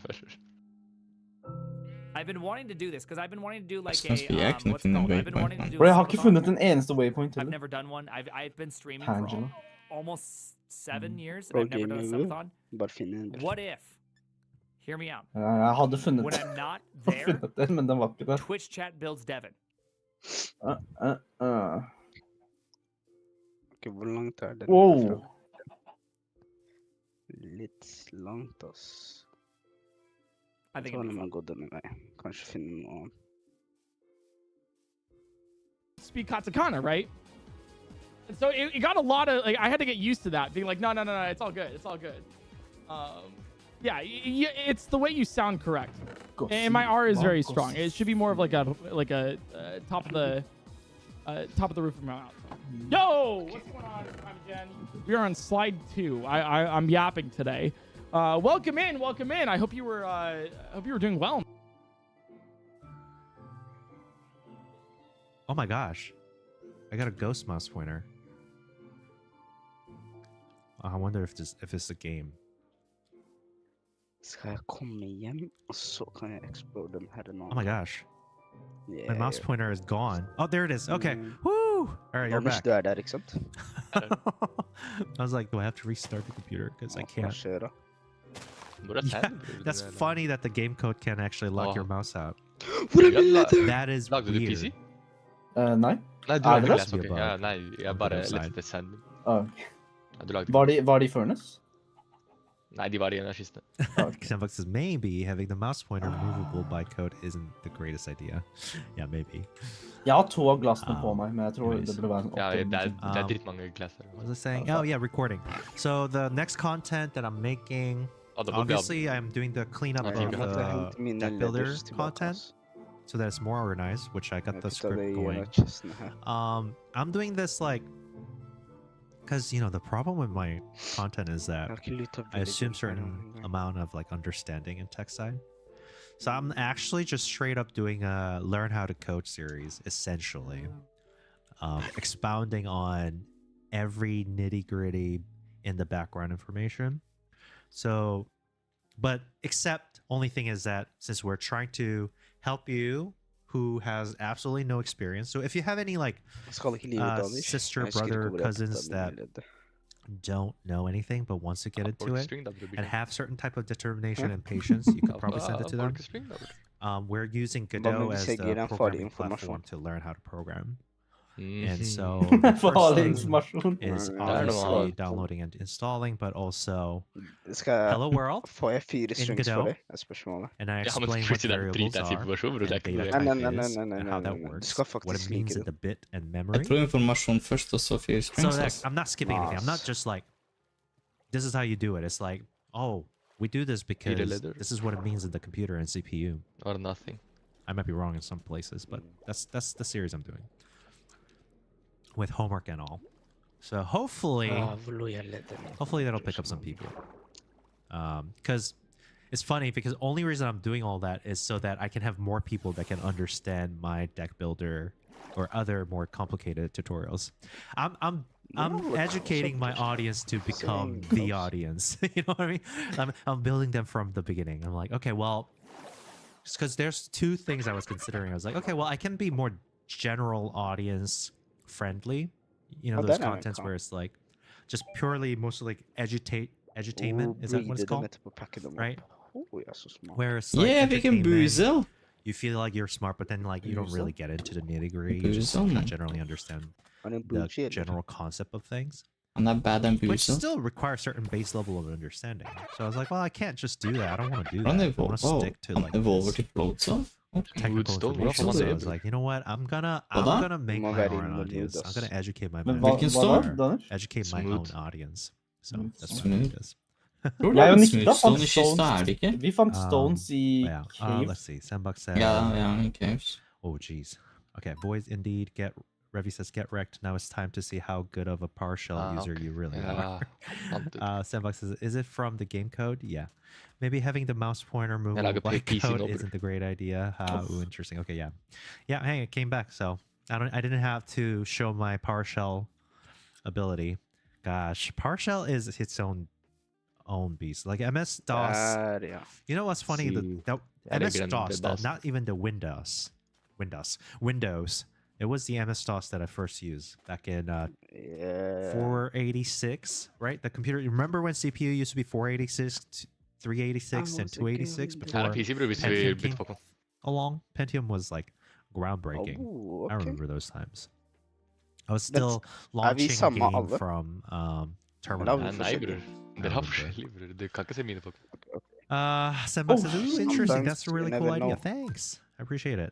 Sandbox is so nice to me all Og the time. hvorfor kaster jeg alle Sandbox says, also Ezra, have you heard that Slay the Spire 2 is being built in Godot? To my knowledge, it's one of the first I wanna- mainstream games with a largish dev team being built in the engine. Yeah, actually, I did know that. That's Å, gutta visste at Actually, Slay the Spire 2 blir bygd i Godot. it's probably before you found me, but Slay the Spire 2 blir it's funny bygd i because Godot. when they Det er announced en av that, de 'cause faktisk Slay the Spire, so mest Unity's sånn der, drama happened, Hva sier jeg sånn, and all the devs were popular, like, okay, we're done with the Unity. Av disse. popular games. And Ja, they hvordan were slutter ready jeg å to ride den launch båten? the Slay the Spire team. Shift. They were like, Det går okay, ikke. we're gonna look into other Ah, machines, V? other engines. We're gonna look Ah. into Godot as potential candidate. Se dette her, And they bror. said they actually decided after a few months they were like, Jeg okay, ser we're gonna hva make var jeg Slay the grown Spire up. 2 in Godot. That announcement Han kan få happened. de 3 strings. right Jeg gir deg after that, 4 leder. Brackeys came Gi meg, back. Was like, we're making a Godot tutorial. Jeg skal på And so there was like a Godot boom during those time. And at that I think point, it is I made strange. a reaction video to Bracky's announcement saying that, Legend you know what, doing I'm gonna business go with along you. with it. He's gonna do all the basic Bra stuff. lag, man. I'm gonna Bra make risk deck it. builder tutorial in spirit of following 3 along strings with nede. Slay the Spire 2. Og så, Okay, nei, så 3 det er hva nok heter got den, started leder that nede. one specifically. 3 leder So I nede. did know that. Og så Long story short, chest, string, it is pretty cool og så though. string, Where it leder says, if I string. am not immediately good at a thing I just picked up, I just quit. Big brain move. You know what? You'll be immediately good at it. I think Backpack, that's just, you know, matter Oof, of ser how jeg good nå of a har jeg teacher sånn- they are. Jeg skal Yeah. bare putte And she pokerballer says you inn can i never den, feel ass. bad at something if you never try. That's a big brain indeed. I suppose. I get it. Hva syns du, bror? Hva syns I mean, there du? is still part of me Hva? like competitive Fioni? Hva? Jeg burde equippe den. Hvem sin Fioni i I spana? guess it's not just that you're not Chestplate. immediately good. It's Gutta, more hvem like har you see the Peony? potential Ooh, of okay. being good. Gutta. You know what you need Jeg to do. har If you hvorfor. don't immediately see, Legendary Oh. Fioni har spawned. I can Yeah. get better Fikk dere at det i this. chatten? Like, I know I can be better at this. I think that's what It's more matters like chatted. versus like If you want to you spawn go in with and you're someone. like, oh, it's just Are like det Milan, literally eller? physically impossible for me to do this, or like it's just not Jeg the hørte- kind of skill set I want to learn. Hvordan ser Feon ut? Then, Fant yeah. du? Det er så liten Ja, blå gutta! That's more klype. like my that. stream. Det er så Mew. It's not. Oh, Some if I new- Okay, not Nikita- immediately Nikita, good at it, it's more like if Yes, I'm not stream Galaxy. aware. Det er så Mew If I bare can't see blå. the way that I can improve. Ok, that gutta, jeg er performance, super then it's like, ADHD. Jeg it's beklager probably på karen som japper i bakgrunnen. far in between, Det var right, for bra, us bror. engineers, Bare because we're definitely very humble people. en pokéball. Anyways, okay, is ship in No. focus? Kom den We'll opp på do mappet that. ditt når den spawner, eller måtte Nei, nei, nei. And let's see. Men jeg var sånn, vent, jeg er på en beach. Det må være her. Mouse ok. layer. Let's go! Let's go! Process where Legendary this Pokémon! Component W. Åh, den jeg vil bli for... Jeg mener, Den er mythical, though. Er den ikke? Det er Mystico, ja. we're står putting it in the ship Legendary Ja, men den er Fiona. Mystico. process. And I Damn, think look at her, we bro. want to also do this during Vent, hvilken level er det? ship 65. is in Damn, focus, ok. Se på backpacken So min, if bror. it's not, Det er på min, bror. Ja, min er rosa, bror. Ja, det var da fikk du rosa, bror. Du kan die backpacken. we're gonna have to be careful here. Hvordan åpner jeg backpack? Hvordan putter jeg ting i backpack, bror? Jeg vet ikke. This is where I take all the mouse Ja, child backpack vet ikke hvordan jeg skal bruke. and I put it in different Er det places. ikke... Vent. What I'm gonna do is Ok, men Adi, har du det her, da? Hva da? Bro, den er ødelagt, bror. Hva skjedde Oh, med it's den? just gonna be a little bit complicated here. Nei, jeg har det i hvert fall ikke. We'll figure it out. Ok, vet du hva? I Respekt believe in på. us. So where the Um, mouse position is being decided, Men skal du ha we're probably Bro, ting, eller? jeg har ennå ikke If- funnet the Leystålen, ship ass. is Jeg in prøver å... focus. Fordi jeg vil ikke komme hele veien hit igjen. Det er så langt. Bro, jeg er så enig med deg, Mila. Jeg prøver å faktisk finne en waypoint, jeg også. We're gonna skip the child Jeg prøver å finne hvordan man bruker... Er det G? and T, this child is a component base ship component type. And we're probably gonna skip over. Så jeg rendrer mer chunks. So that is Render distance. 32. Har du funnet? I guess that also means Jeg skal ta den, bror. Jeg kan la meg gå på options. we want to make Control. the hidden. Where is it? Open backpack B. Mouse pointer hide. V? Something B. like that here. Hidden. Mouse. Ah, You nice, should nice. probably control that from the. Hvor mouse stor pointer. er backpacken? Little Like bit stor som complicated. din. Det er så inventory. Så du får Ok. dobbelt, basically. Og du kan upgrade dem også. Ja, det står upgradable. Why is there two of these? Sometimes I do things that I don't understand. It has been a while since I last touched this, so far I'm not impressed by Pest Ezra. Kan man ikke upgrade dem med iron? Not Jeg leser. impressed. Let's But it's see. okay. Å, der ja. Ok. And then we'll say this is Så du tar show iron, du input putter backpacken i Ah. midten av craftingen, cursor etterpå putter du iron How to over make rundt, it not hidden. og så blir den en større, hva heter det igjen, What's backpack. the Iron opposite of rundt bare. hidden? Ja. Visible. Holy moly, den ble Alright, dobbelt så stor. bror. visible. Okay, so if it's in focus, it's hidden. If it's not, it's visible. Det er bedre iron. The child enn component doesn't gold. follow. Cool. I think this will work. Let's see. Jeg vet diamond og nether Sebak says, yeah, one of the biggest issues for me and a I lot of don't people even is the know. whole you have to Yeah, be yeah, bad you do. before you become good phase. Og du gjorde. I mean, that's the Yeah. thing, though. I think a lot of people understand that. Ja. And I på think tide å jette The trick herfra is nå. to not feel like you're like you're helplessly bad. Hello? This is not working. Anyways, that you're not helplessly bad. Where you can't see your future. To be good. Sunblock says, like, I put off art for 4 to 5 whole years because I didn't like being bad at art. Yeah, I mean, that is rough. And also, what is good art anyways, right? Like, sometimes you get to a certain point and like, is it realism? Is it style? Like technical part of art, I think there's no way that you can't be good at it. Either you're a mimicking person that mimics the line. So for example, if you see this, like, you know how to draw that. You can be like, oh, I know how to draw that. Bare si fra når du har funnet Emilia, så And then you're like, okay, well, the thickness is weird. kommer jeg Sorry. restring. And then you learn, it's like, oh, if I wanted to actually do that. Hva er en it's gonna be soul fast. lantern? But then like, oh, I'm not Emilia, det er consistent, so I'm going to en practice being verden, consistent. You see a path. That's one thing. And then another is understanding space, which He's on the other side of the world. is not inherently art, right? Understanding space is technical, right? And understanding space and perspective is technical. So then that's teachable. And after that is like more like Okay, gutta, practice skal of lage en showing what you see in your head out onto the screen. Now, I don't see anything in my head, so it's more like I'm putting things down and then adjusting it. So I don't know. Nei, vi alle sammen vil. Men en av oss It's må vise interesting at de place to er... be. So art, de er I en feel like leder, skjønner for du. the most part, people can learn up to a certain Jeg må part finne if en they're actually paying attention Playstone, to it. ass. Jeg har Ja, ikke man. funnet den, Like, bortsett how do you, fra who, basen vår. how else do Oh you my learn god. Liksom, that, er det you noe know, sånn, er den sånn when you draw like a 4x4, face, eller er den you faktisk have stor, this like eller liksom, light hvordan spots over here er den that you sånn need to be aware relic of, sted ser ut? and then you have the shadow spot. Hva for Playstone? Ja. You just Det er i need to Village, er det ikke? Okay, see det er it sånn all the time. towers. Mm. Men så luti, noen ganger så er det. Jeg fant en Anyways. sand tower, og så var det But it takes a lot of og work. kiste.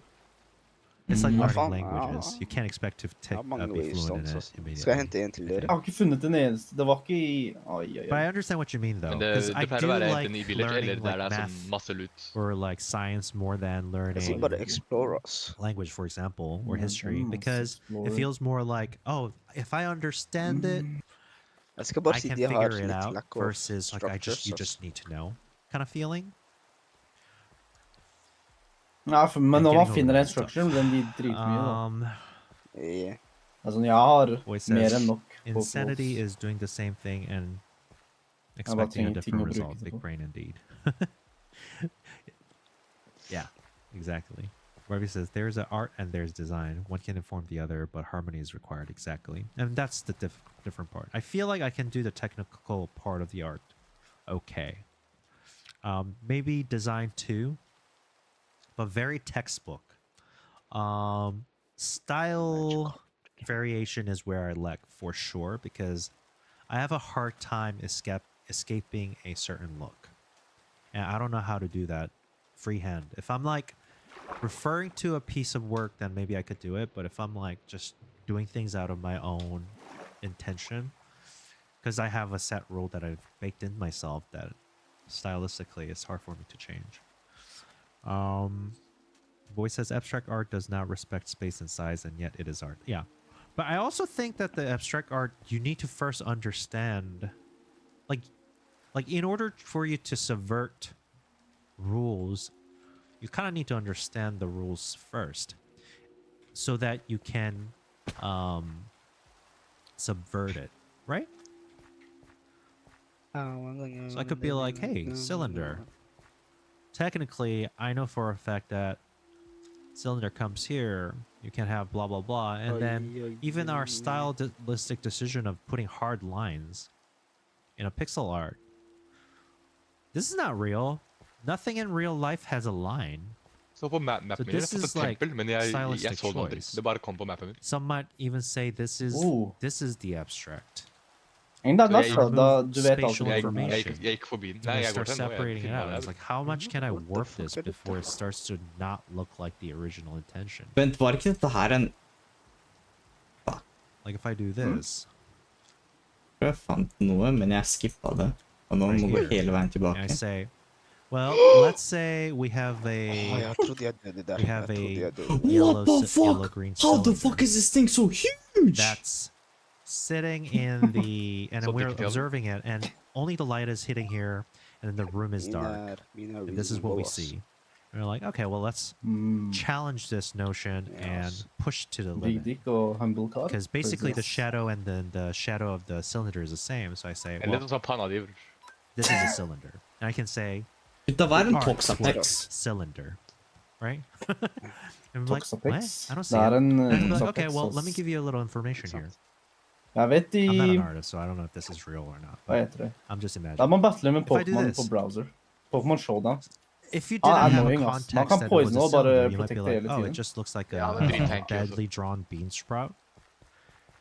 So if I do this, and you look at this image, and I say, Sånn er this is meta. a cylinder. Kanskje bør ta han for Can meta. you Han see er ikke it? meta, men Can you see the cylinder? det er en strat. I can see it. To me, that's my abstract. Sier du burde gå for I don't know if that's true or not. Pachirisu This is Stratton my din, altså. definition. Ja, Pachirisu Det er vant ikke World Pokémon Championship. Pocket, Har du hørt? ass. Han vant? Ja, det Er det ikke, hørte du det? Hi, Pachirisu Scouting vant. Knight. World Champion. Scouting Sheesh, Nate. okay. Nå er det Crazy. Karlsson. Wait, what's going on here? Oh, voice says, hi, Nate. Jeg fant Diamonds, gutta! Karlsson Wow. brukte Pachirisu til å bare vinne World Champion. Ganesha. Jeg fant Says en abstract art Minecraft, is men det er ikke understanding Minecraft, det er what mer sånn jeg er inne i en barcode tre. means, I guess. Really? Ah, she Ja, gets that. jeg har vært der selv. Let's see. Jeg har funnet 2 stykker. Revy agreed, and she says, you need to understand the rules to break them, Yao.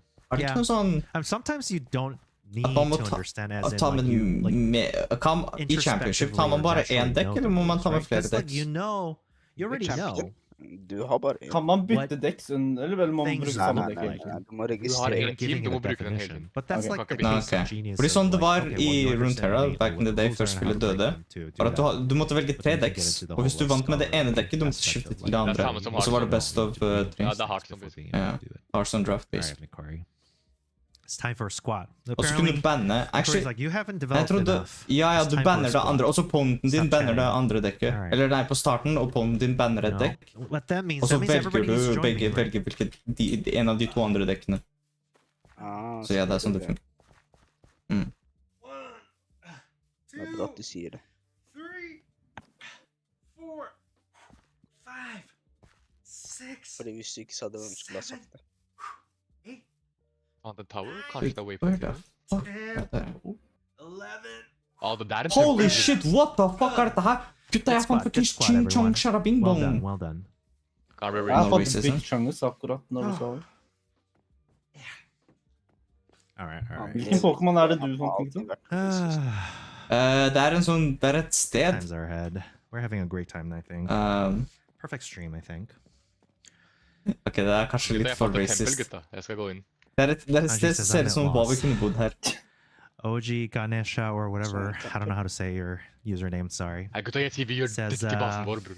It's a reference to a Mm, popular meme comic. La meg streame. Oh, Jeg sier vi gjør det her til basen vår. I know. Now I see it. That's See? Context. See, I would have understood that better if it wasn't pedals, but I know what that is. Nice, nice. Gjør dere? Scouting Nate says, I saw someone painting portraits in negative the other day. Oh, that's shit. crazy. Jeg sier vi gjør det her til basen vår, bror. Hey, If yeah, you bro. understand the math of negative, though, I guess you know Se what på den, colors to for eksempel. choose, Jeg har and ikke you vært just inni, kind jeg of skal have se to åssen det er. trust that process. Men vet du hva? Som I mean, alltid. jeg er I også mean, I kind of do that a Yeah, little bit gatekeeper. Jeg er because også I am en sånn colorblind. Like I Yeah, have to just gatekeeper. trust the numbers Jeg er ikke and say gatekeeper that is nå, jeg. green, that is red, and they are Ja, de contrasting. helt sikkert fant noe annet gate. Har du ikke Even sett though noen- I Nå don't hørte see jeg it. Minecraft. Jeg hørte lyd. So maybe that's what it's like. Hva med meg? Jeg gikk med du. Jeez. Ah, Hvorfor hører jeg The voice says, is it explosions? understanding what it What the means fuck, to det er you ikke or som what the artist eksploderte. wants it to mean? Ok, gutta, jeg tror ikke vi gjør det til basen jeg vår får- lenger, It really altså. depends. Magic Scouting Nate says, Tower. what game are you making? Well, a Please. bunch of stuff. Right now, we're making our space game. Please. It's a space Please. crew, stress Brewing Station management. er det sånn. Dritmange Eldritch kister, Horror. gutta. Dritmange In kister. the early stage of this game, we were calling it the darkest dungeon slash FTL slash paper please. Det var ikke noe- And Ta- the whole point is, I mean, we had it more working, but we had to break the game right now. It's called Dread on Arrival, where you choose different crewmate, and it has a lot of this like retrofuturism idea. That's why it's like all paper, but kind of digital, right? Because this is like a future imagined by the past selves, and we're doing this like space embarkation. We're Hey, adding gutta, a vil dere feature gjøre right dette now her til of, like, basen vår? adding some of these like equipments onto the ship. So sick. Yeah, I love them crazy. Bro. Send screenshot. So, but the other part is cool too. We Yeah, have on like site. events kind of happening, but then the events are like these like feed paper printing. We have CRT monitors for some of the UIs and stuff like that. So that's something we're working on right now. This is the one that we want to release. Up until now, we were also working on Pirate Gems earlier. We're waiting on the result, which I think winners announced tomorrow. Feedback is already here. That one was a deck building tactics game. And deck building is pretty huge here because a lot of my viewers found me through my deck builder tutorial content on YouTube from Godot. And then also dialogue plugin. My two major audience bringer is my, well, in game development at least, is my dialogue plugin that I released, and then the deck builder, I think. Bogey says on YouTube, have you joined the Brackets game jam before? No, I have not. That's something that I need to do. I always do the Bro, jeg gikk rundt i en sirkel. Jeg har GMTK allerede jam. vært i den Magic Town. And aside from that, everything else is whatever. So I did Pirate Gem for the first time. And maybe Ja, men when I den get a time, var ikke rendered when I get når jeg så den. Så jeg tenkte jeg har ikke vært I her. probably will try to do Men det var Brackets ikke på next time mappet as well. liksom når jeg så den. But, you know, it really depends because it's like a lot of managing of Står noen andre oss? YouTube content, Ja, jeg streaming husker content, chestene der you jeg know, åpnet de. and then I have the basic like Dritmange tutorial bits her, content, all bror. Jeg those lagde things, so it's spawn it her, gets a little bror. bit Hvis tricky. dere for kommer sure. her nå. But I want to do it. Boogie says there is one going on right now that ends in 5 days. I can't do it. I'm also gonna be gone for 3 weeks, starting Wednesday. I'm going on my vacation / little fun trip to Japan, my first time, and I'm coming back in March. So, you know, if you just found me today, I'm sorry, I won't be streaming until probably a month later. But do follow me so you don't miss me. Hey, thanks for the Prime sub, Scouting Nate. Jeez. Watch me just like leaving my viewers and supporters just like alone. I was like, you support me, whatever. No, it's not. I appreciate it. Thank you. Okay, anyways, I'm gonna catch up on Twitch chat here now.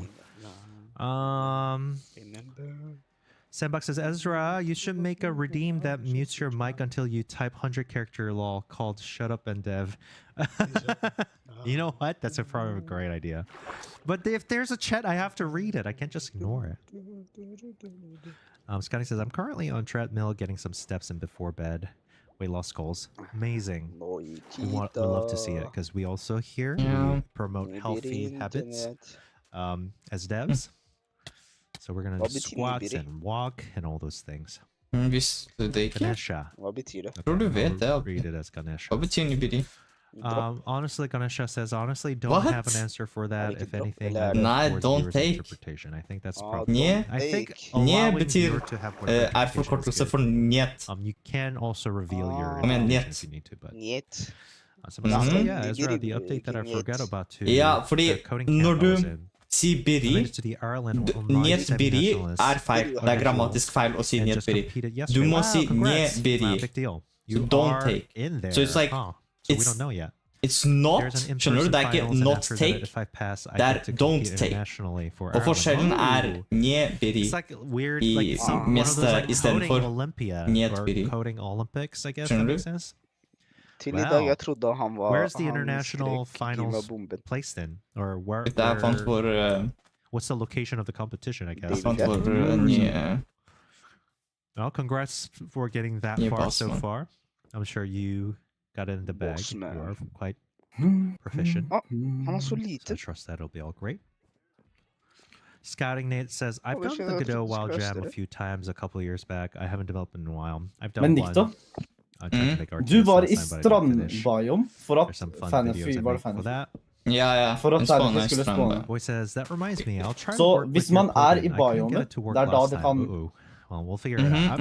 It's time is coming Ulike where I have to Pokémon do it like spawner 2 ute years på later. MCS. Okay, Dritlangt finally, ut, I'm og det må coming sikkert back to være flere. plugin. I'm making it easier to En use ledd now. du kan instigate. It's something a lot of people are using. Bro, Kyogre, gå i I havet, use it too, mann. Bare but chill the i setup havet. is kind of a hassle. I think maybe that's something I can make it better.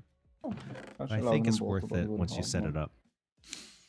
Har ikke funnet en Sebak liste says, ennå. also, I just posted the screenshot of Okay. my 5-minute Det er sketch bare of shit, ass. my player model. Enda en tårn? Needs Håper det tons er of waypoint. Modest, refinement. gutta. Modest. Bra. Enda en That's waypoint, the gutta. general idea. I'll Jeg take tror it. Modest var bra. It is the coding. Jeg sier bare ta Olympiad. den, Well, I don't know if Danish. I made it to the nationals yet, Ja, and men the nei, date and the time Det er ved of the siden av comp den tårnet, bror, så nå is jeg kan going to komme be hit helt revealed sikkert. once bare nationals ta across the med den world opp til are tårnet. done. Wow.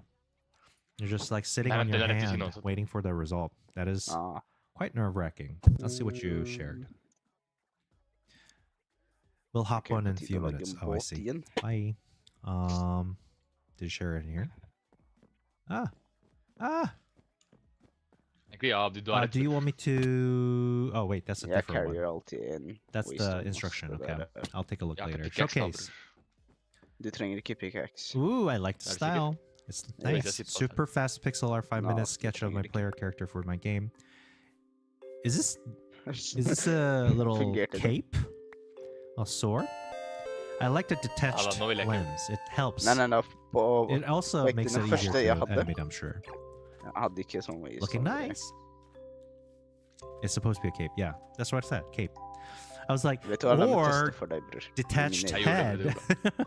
It's looking good. Det fungerte ikke So sånn. polish it and it'll look Nei. great. Good job, Ja, Sandbox. det fungerer Man, jo. doing the Olympiad and coding, doing the Tulla. art, making games. Så de ruller. Why do we do it to ourselves? Because we find joy Jeg in it. putter den i Yes, that's den good. tempelet, bror. Jeg har tatt Scouting i tempelet når som helst. says. Oh, Egentlig var det Sandbox says tempelet if nye huset vi I burde find fått out det. either tomorrow or Wednesday. That's convenient because I also find out the Ja, waypoint her og sånt. Ja, det winner er of hus. Pirates Gem tomorrow. So we'll see. Scouting says, what if you're busy on the date that's announced? You just celebrate later, I guess. I don't think you have to be anywhere when results are announced. Somebody says, yeah, I don't mind if you share it. It's supposed to be a cape wall, yeah. Dolahan. I don't know what Dolahan is. Boogie says, I'm making my first game ever for the gem. Where do you recommend searching for useful Godot codes? I mean, really? Heartbeast, Brackies. Though Brackies is less, like, what do you call copy and paste, I think. This is like more like getting the intro in. My deck builder tutorial, I actually had some people use it as a game jam submission. I've played it here before. For shaders, there's a Godot shaders for sure, which is a really great source to just find and copy and paste. Now you do have to make some changes because a lot of these, the shader language did change over the years. So you can go here and browse shader and just copy and paste. These are really helpful. But you do need to understand in some capacity. So yeah, a lot of resources. I don't know if I have a very one specific recommendation for you to go to speed that up. I mean, it really depends on what you're searching. I typically just kind of do everything by myself, so it's a little different experience, but I do a lot of Google search. Somebody says there are two weapons here, the claw and the essence blade. The essence blade lets you use high damage attacks and spells, but it uses your HP per attack. Hey, the concept. You are the weapon. I love that. The normal low damage attack, the claw, have lifesteal. Ooh, I love that character balance of like high Ja, du skal damage, lage spend life, netherportal? and then the steal it back. Yeah, okay. Da jeg må Sounds ta fun. lage pickaxe. That could be a hvis really det er greit for alle. fast-paced game. Zenbuck says, if I'm not free, I don't Yeah. Det get går bra to for meg. repeat. That was part of the rules. Oh, gee. Lage nether. That sucks. Jeg har ikke noe annet å gjøre. Dolahan equals headless horseman. Oh, I didn't know that. I didn't know the headless horseman actually had Jeg er a lost, name. ass. I feel like I should have known that because I did watch what's that Tim Burton movie with Johnny Depp and Christopher Walken as the headless horseman. I did Ikke har watch du it funnet recently. Slason? Sleepy Hollow, Nope. I think, based on a book, right? So I did watch it, so I feel like I should have heard the name. Maybe that is not the name that they use. Anyways, okay. I wanted the mouse pointer to disappear, right? And it wasn't working. It was just showing up all the time. If the ship is in focus, so I'm going to come over here.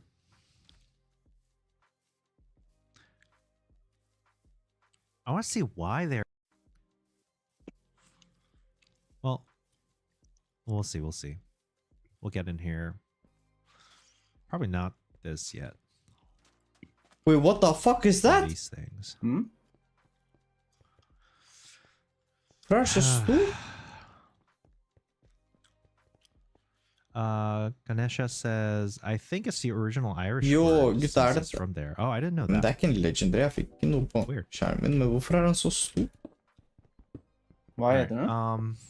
Jeg skal ikke finne ut. Things are going in Han and fikk out. endelig 6 I think I'm gonna do one more thing here, just so that I have a visual indication of things Garganakt. being highlighted. Gakanakt? I'm gonna make it. Garganakl. Ja, det er for fuck stor will- steingreier, er det ikke? Ok, det er Stage 3 Evolution, men han er level 3. Crazy. I wonder if there's an easy way to draw this polygon. It's probably not a good idea, but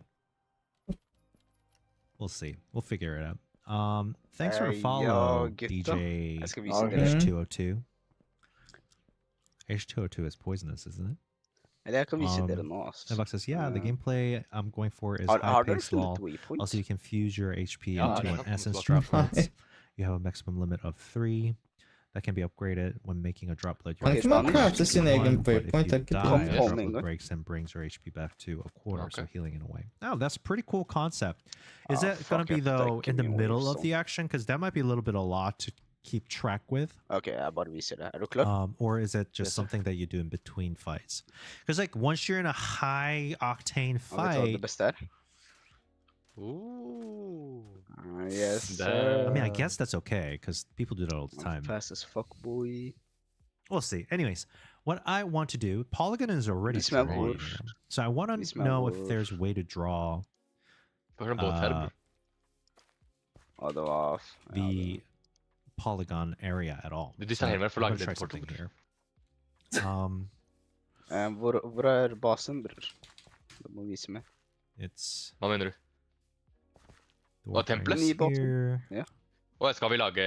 Da må vi ta med allting ditt, da. Sant? that I can actually draw. Det er dritlangt, da. Eller, Ja, nei, ja. jeg kan bare tippe frem og tilbake. Du har- Hente alltingene. Ja, du Sant det, har- sant det. That's a thing that I can Det er ganske use, langt. Skal vi lage I base? can have a color. Ja.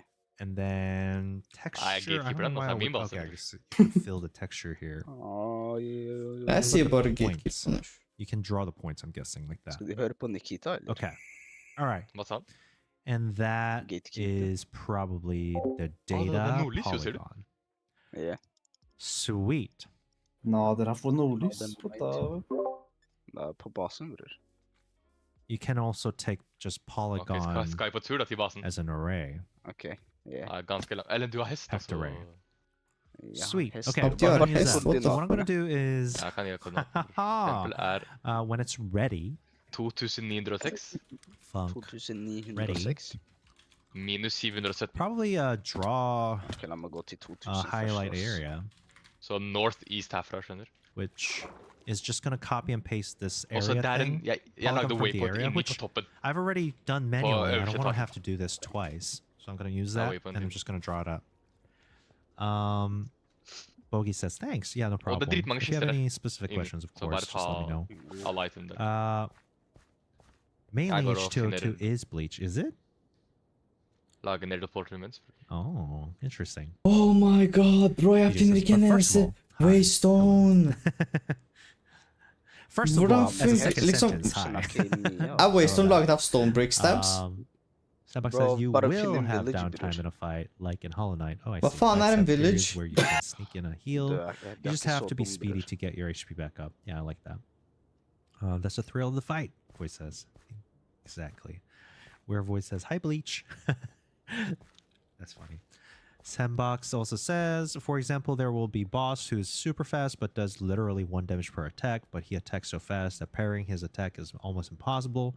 But if you get to a parry, you stagger him for like 10 whole Det seconds. er bits That's her a også, du kan lage spawn long point, seconds og det er to dritmange kister her. parry, especially if you're doing the claw attack. You can be like, parry once, claw, claw, claw, claw, claw, claw, claw, claw, Jeg skal and then få tips get på a bunch en av of life rommene, back. bror. Nei, That'd be det cool. er en rom med dritmange Looking forward to it. ting, bror. It better have a bunch of screen Vi shakes deler and dem. particles and Se på Ja, Abdi, bro. beautiful Prøvde å imagery and all those stjele, mann. things. Right? Bleachcast. Stjele. Ja, So man. first thing first. Du vil ikke gi oss en fair Already sjanse, area. man, på... All right, so we're gonna say Are they there? unready Aye. var. Å, jeg er død. Focus area, I Oh. suppose, will be area 2D, Pokémon min feinta. which I Holy guess shit. is area 2D Aye. here. I wonder Er if Pokémon area din døde av 2D hva? can Fall damage? get Fall its damage. collision.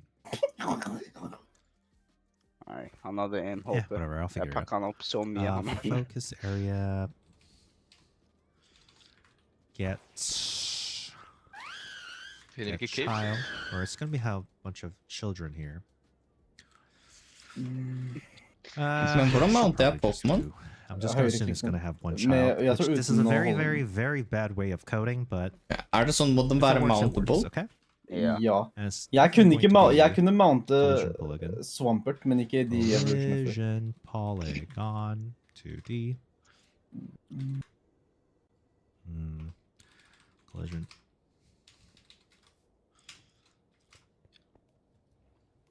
Equals. What if I can do Om det var en what feil. happens if I do draw polygon? Let's see what that does. Packed array, color. Interesting. Polygon. Color. Red. I just want to see it. I just want to see how it works.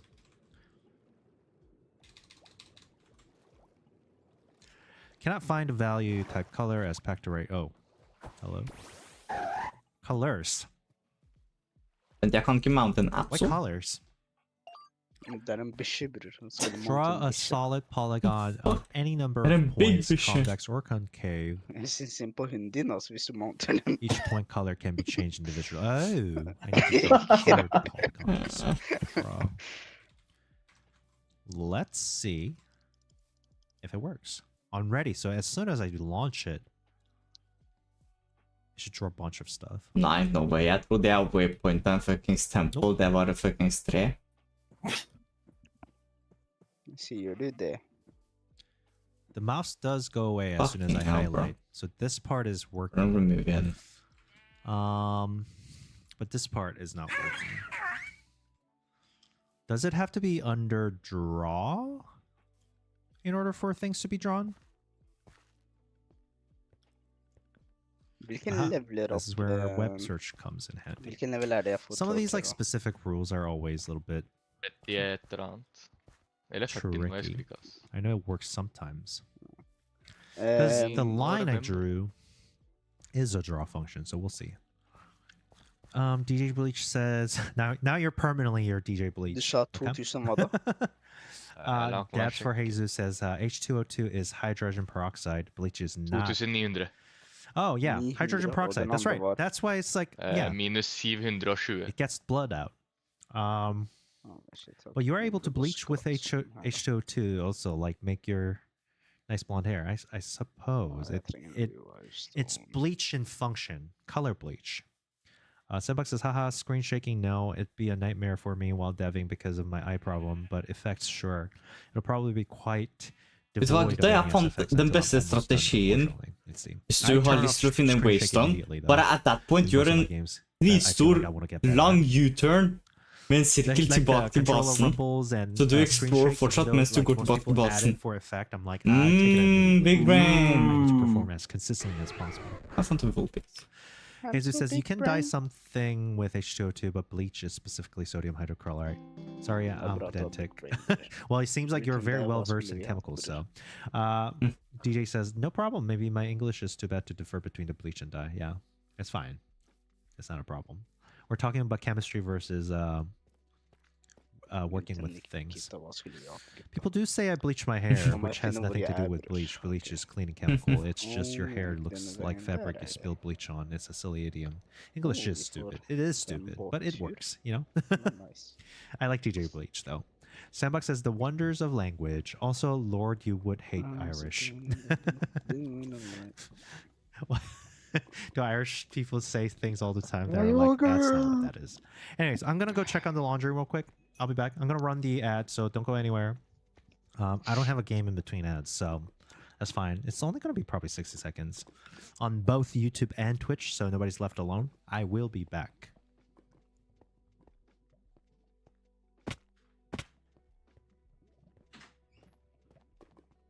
Nikita, Mm? la oss si du hadde en søster, ikke sant? Ja. Skulle du ha latt Mila gifte seg med henne? For jeg fant Hogwarts, man. Yeah, of course, man. Hva med I see we damer? double smash that bitch. Uh. Jeg tar tilbake hva jeg sa.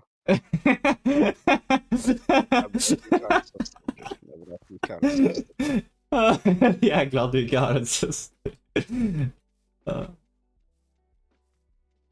Fant du den toweren her, Danish? Nei, Abdi, Ja, det er en town, ja. har du funnet noe sånt? Jeg fant en town mellom. Funnet hva da? Jeg sendte screenshot. Så okay. Nei, Du sa du hadde funnet Hogwarts Legacy, men det var Mila. det var Mila som gjorde det. Kanskje der Mila hadde vært, man. Are we back? Oh no. Hello. Ja, dørene er ikke åpne, ser ikke ut som det. Jeez. I'm gonna try to finish this up a little bit, do some dev, and maybe I'll play some game on stream. Sa du jeg har? You know, Du har vært her. Fordi døren er... Dev Jesus says, didn't wash hands. How do you know? I wash hands. Of course, bror. Also, Oh, I didn't go to wasn't the it? restroom. I was checking on laundry. Å ha backpack. Oh, bye bleach. Det er livet Mila etter oss. All right. Jeg fant en Diglett. Let's see. Good night. Ciao. $7 says ha ha ha. Oh, I thought you said bathroom. My bad, Lamau. No, I was going to check. I went to the bathroom to check my laundry because laundry's in the bathroom. I got 20 minutes on that. That boy before I switch over to dryer. Man, the air's so dry. My lips are cracking. I had to put on a copious amount of lip balm, lip gloss, whatever, for lip balm / gloss for my recording last night because I was like, I need to look the part. Anyways, I do want to draw. The draw is not working, I think. Let me see if it executes actually, and we'll see. Breakpoint house. Breakpoints to the rescue. Oh? Oh, yeah, it did stop. Okay. 1, 2, 3, 4, 5, 6, 7, 8. I wonder if it's because it's drawing behind the sprite instead of on top of it. A legendary view? I guess that would make sense. Mye spennende er det nå. But this part has Jeg er i hule, så transparency. det er Hvem? morsomt den er Hmm. nær meg. Hvor? Bro, jeg er i en It's jungel, running, mann. but it's Hvor not er det mye drawing. kan spåne? Eller jeg er ikke i en jungel, men en forest. I wonder if the polygon Hvordan fant du... is Det kom i no chatten. good. Legendary mye er Nei, spennende. det skal Nikita. Let's see what the Vet polygon dere hva is. slags biome Mew spawner Hopefully i? that Nei. shows it Jeg back vet here. ikke, Jeg tror ass. mye spawner i alt. Oh. Do I have to use a global Jeg tror ikke position? det er hos meg, gutta. Jeg tror det er noen andre. Jeg er i hule langt Oh, nede. definitely did not print Nå anything. slapp Jeg den kan her nede. finne noe. Jeg prøver å se rundt, men... It has this as polygons and a solid. Bare zoom ut, si And mappen, took burde det that ikke komme opp. and uses it. Niklas sa han kunne ikke Pokémons. se sin Drawing. legendary. Ja, jeg kunne ikke se det på... Let's see. Jeg kan ikke se noe på mappen. Ah, Så det er en legendary der. No texture. You can say none legendary of På these. mappen, i hvert fall. Men kanskje hvis den lager lyd, men jeg vet ikke om... Let's see. Funk. Hvor... Når den spawna ved deg, Nikta, hvor nærme deg spawna den? I want to see what Kanskje this sånn is 10 called. My blocks. canvas item Det var ikke has så a veldig langt request unna. to redraw after Det Q var redraw is ganske nærme. called, either manually or Mm. by the Tror jeg burde ha sett den da, om den spawna ved meg. Let me think about this. Line on main. Se On nå, ship, så Det er ikke hos actually. meg, altså. Alltid er det hos There's a deg. wiring, Ja, and så how det did I ikke. do it? Hvis det I var did 10 Q blokker, redraw. skulle jeg sett Oh, det it med en gang. does have to be under the draw. Mm. Okay, cool. So we'll do this over here. En bror ikke Nei, en av oss fumbler en Mew, bro. Det er Da, tenk det, man. En av oss fumbler en Mew. Det er Or crazy. just simply make it so that ready's Så lenge off. det er ikke meg. Er Mew bra We're i gonna do, PvP if en it gang? is in focus, Nei, du har en legendary Pokémon. if Ja, du har en legendary Pokémon. Like, that shit doesn't matter. draw this. Har du? Jeg har det. Hvem har det? And whenever Hvem har the det? focus Ikke har det. changes, En mythical. Nei, det Jeg der har biter en. meg like faktisk this, like bror. this, Nei, det der er set disgusting, bror. value, we're gonna say hva da? is Jeg så en pigg, bror, rett før. in focus. Legendary pig. Ja. man. Holy. Legendary pig, Å, bro. det er så rosa, det var en pigg. Hopefully that bror, works. holy shit. Hopp hip, bro. Det der beita meg også.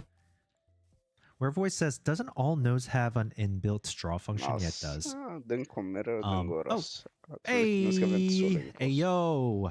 Jo, jeg tror den Kind of. venter. I mean, this is good. This is good. Okay. Nei, jeg So now mener, we can test jeg if er things are in. literally en sånn planesprime. Ain't no way jeg ikke har sett den, man. Nei, jeg tror den er hos dere, altså. I'm gonna be Why honest. you know Jeg focus? også er Oh, en I know why. prince. Du sa du så en rosa hopper? Bro, jeg er med pandaer, bro. Det er shiny, bro. I mean, det er I know ganske tett, why. men... Vent, Nei, hvem og- så en shiny? We're gonna Blå- put blå base hoppy component per- here. Nei. So what's happening is that the mouse pointer is Shiny. here, and then I put the Kan component shiny. image right beneath the mouse pointer. Ja, så Grønn den er er The shiny. component Tulla bare. is actually blocking the mouse. Jeg vet det fordi jeg pleide Think. å like hopp hip, fordi noen kunne hilse, No. så jeg synes det var No. drittbroken. Det var Wait, ikke... what? Det er grønn. Grønn, ja, men grønn er shiny, ikke blå, bror. Nei, er det ikke sånn hvis den er female eller male? Hvis den er female, den er... Nei, shiny er grønn. They're not controlled, ser, so they samme ut. can't block. Og shiny er grønn. Ja. Shiny er grønn, ja. It's working before. Ja, altså, det er ikke jeg som formler Moon, altså. Jeg beklager. Oh, bye, Sandbox. Have Syng, fun. ass. Good luck on the thing. Hope you get it. Oh, it's also. Jeg not ser working now. fortsatt rundt i It was working before, but it's not stedet. working now. Jeg er fortsatt i stedet. Så jeg, jeg er fortsatt i stedet mitt også. Jeg tror jeg har hatt Bro, nå som dere ikke har funnet den, jeg vil gå tilbake, bro. Like, ain't no way jeg misset den, bro. Tenk om det var meg, man. For example, Jeg tror whiskey det var is, deg. I kid you not, literally translated no. as the liquid of Fordi for men meg det er er bare det så kopiume. åpent sted. Ja, men du Du lette bare ikke påstår etter den. That's a Vi- true hvis statement. Nei, nei, vi har- jeg lette. No Doesn't cap, all no cap. Jeg nodes lette have etter den. Ja, draw? men Yes, tenk, I vi will har dip lett up etter den by så lenge. Sandbox. Oh, Den that var reminds den me, var I have sikkert Jeg er i- fortsatt i det samme området, bro. Jeg ser den ikke. Ja, Like, jeg tror du Everything mista den, altså. the return er den i stream. en Yeah, that sounds fun. cave? We should Fordi do- kan we den should spane choose- under meg? Here. Er det en ting? Everybody, if y'all get a chance in the Discord, Oh, yeah. share games that you want to play with me, and we'll do a viewer plus, I don't know, streamer gameplay thing. We'll vote on things. Ja, Hopefully Jenny something stopper that's, like, ikke, ass. Jeg tror vi må Fun, gå videre. easy to watch. To farlige Nothing that I have to Pokémon. lock in too much, Gidder prøve å basically. catche dem. Okay, let me try to figure this out though. What is it that when it's over here, it's working, but as soon as I go Jeg tror ikke vi skal start, til Nether, altså. no longer Hvordan- works. Hvordan går jeg? Hvordan Hello? annet her? Og jeg er inne i en battle, bror. Ikke der. I wonder what that's about.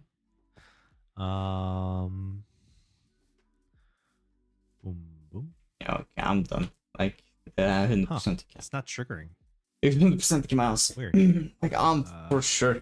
Helt sikkert somebody Danish, bro. Den ble taking spana photos? stuck et eller annet sted i Ingen ser ikke pizza. noen Pokémon, bror. Oh, Jeg var i en cave. Jeg var i cave. area's Men gone. jeg kan se liksom hele caven, bror, bare å se rundt. Den var level 1. Mm. Do I turn on something Kan kåpe, bror, as skill for meg. part of that?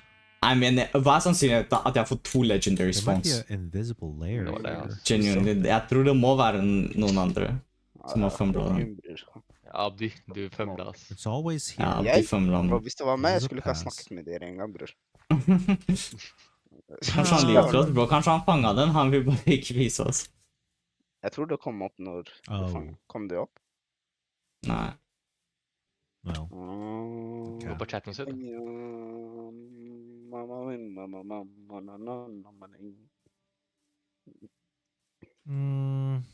is that it?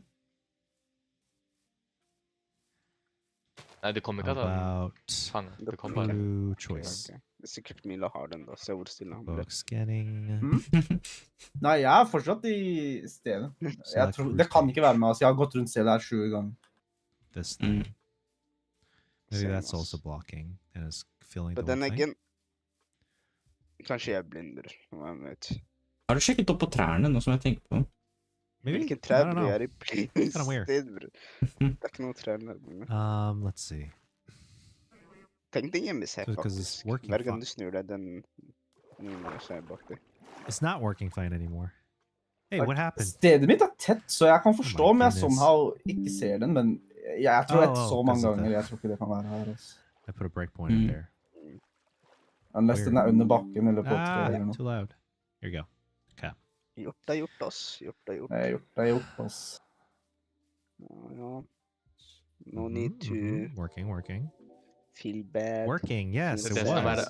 Weird. unlucky med neste legendary, som ikke spaner på han, Yeah, det var han. there it is. Så jeg ble mye. Okay, Ja, men Mew er ganske liten, så det kan hende det er dritvanskelig å bare se han. Ja, det var kind of litt working. jeg You bare can har see først- Sånn, hvis det er en Kyogre, bro, alle mouse sammen goes ser en away fucks when Kyogre. the ship is in focus, and mouse appears when I'm out of it.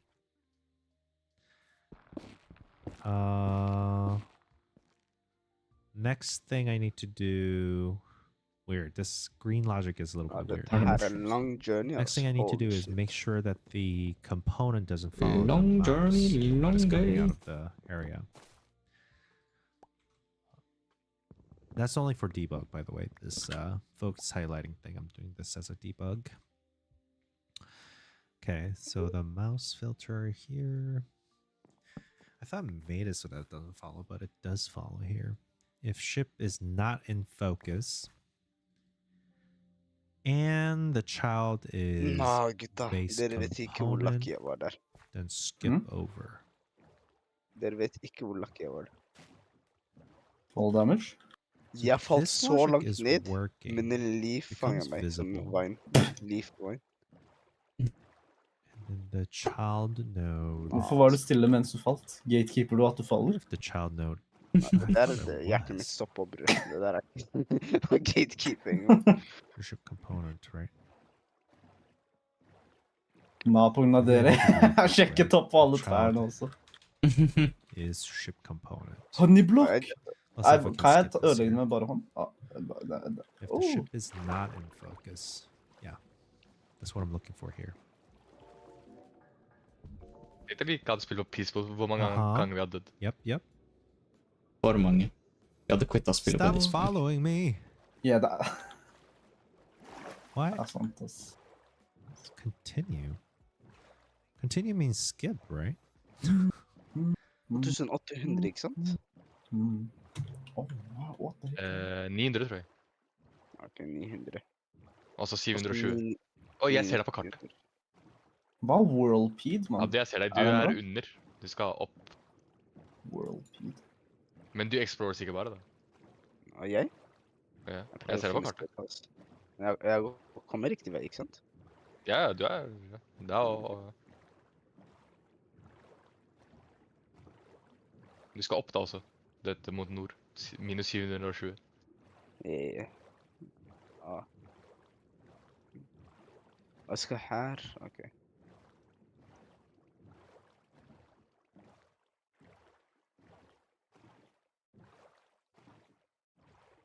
Hva er det som skjer ute?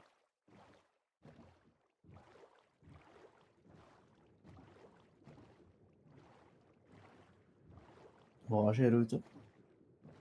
Folk skriker, bror. Tøyen? Ute sånn i virkeligheten? Ja. Det er en vanlig dag på tøyen, man. Folk skriker. Holy shit, guttan. Screenshots her er crazy. Moonshots. Hva skjer? Damn! Vibes, am I right? Ja, du kan ha wallpaper av det. Ja.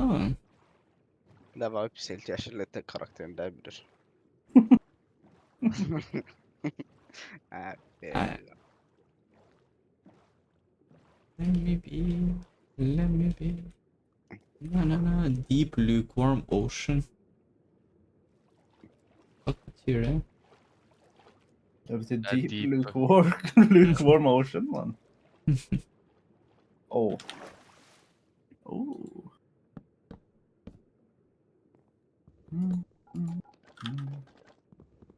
Bro, om det ikke er en waypoint her, I swear, bro. Like, I would make this shit my home, bro.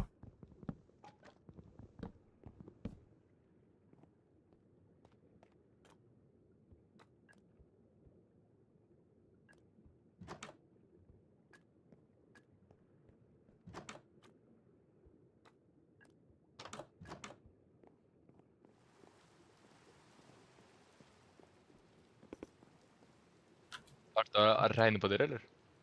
Ja, Mm. regner. Jeg fant en kake. Jeg fant min hjembror. Damn. Deep, ass. Men I'll be honest, jeg skulle ønske for en waypoint her, fordi dette stedet her er sick, bro. Like, I would live here for sure. Anti-Dabby? Ja, jeg ser det. Ja, det er waypointen her på toppen, eller på øverste etasjen av landet.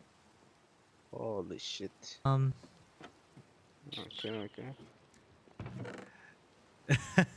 I lost everyone. It's okay. Clearly, my computer really hated whatever that was. I think it's also overheating, potentially. Nå lager dere på let's see if I sånn can der. get it to fix up. Kanskje lage det ut. That's what Nei, what I ikke i get Torstedet, men for det- using I den basen, liksom. Yeah. Ja, Nikita, de skal komme hit.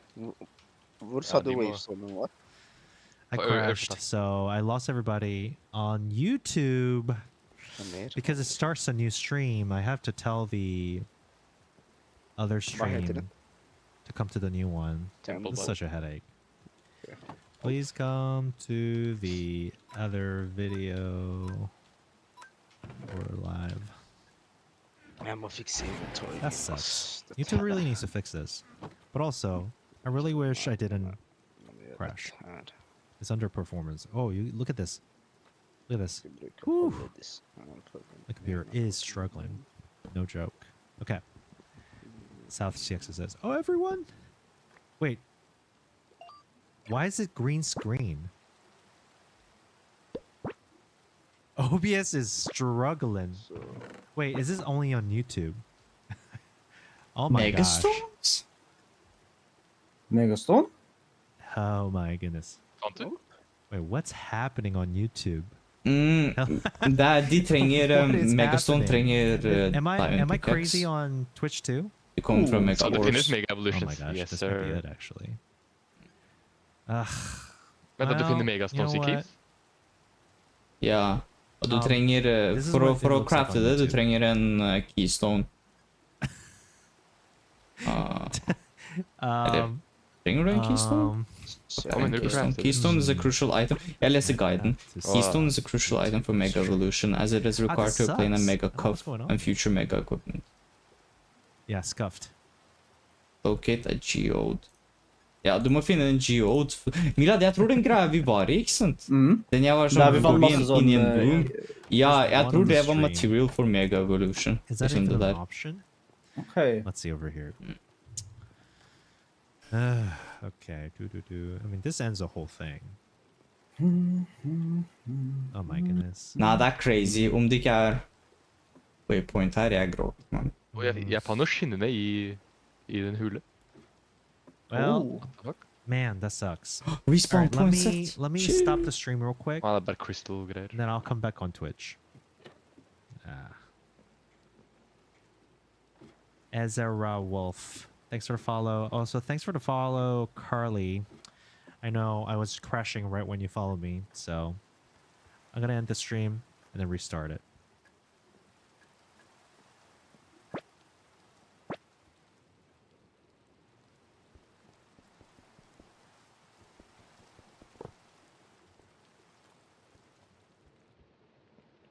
Det er en prison her. Prison? Echo Shard. Enchantment books.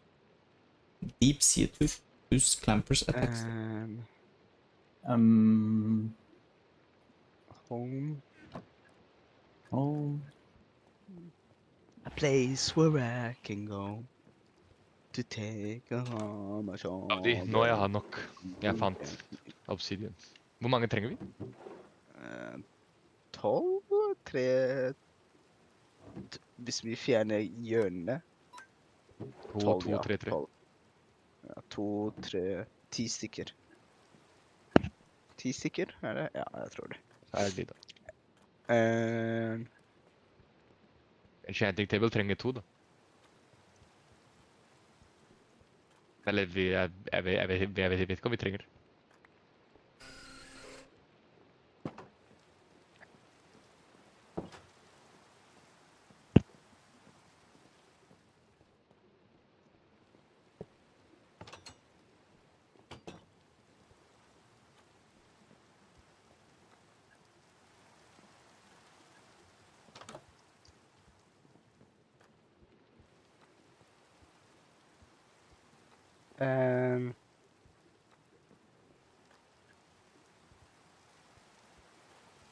Ok.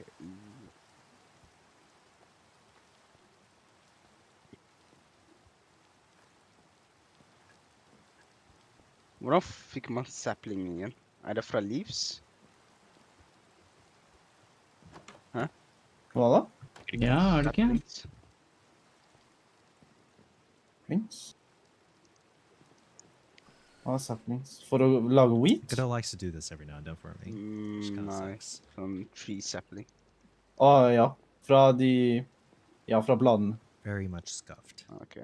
I think this is time where we we give up on development. I'm gonna change the channel Widow only and get flamed.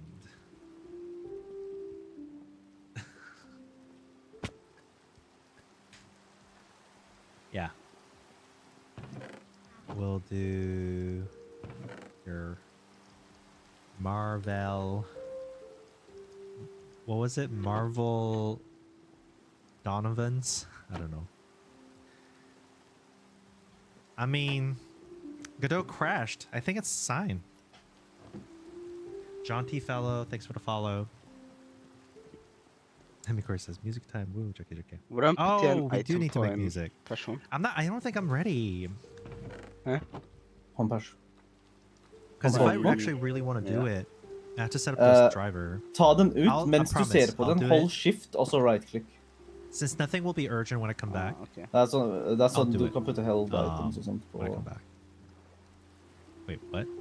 Why is the game already running? Oh, it's updating. I was like, why is the game already running? We're now Marvel Rivals stream. Twitch only. Bunch of people probably is leaving now. Hva måtte jeg gjøre? Se på But it's den? okay. I og så- will dev stream in the future. Hold shift, og så right-click.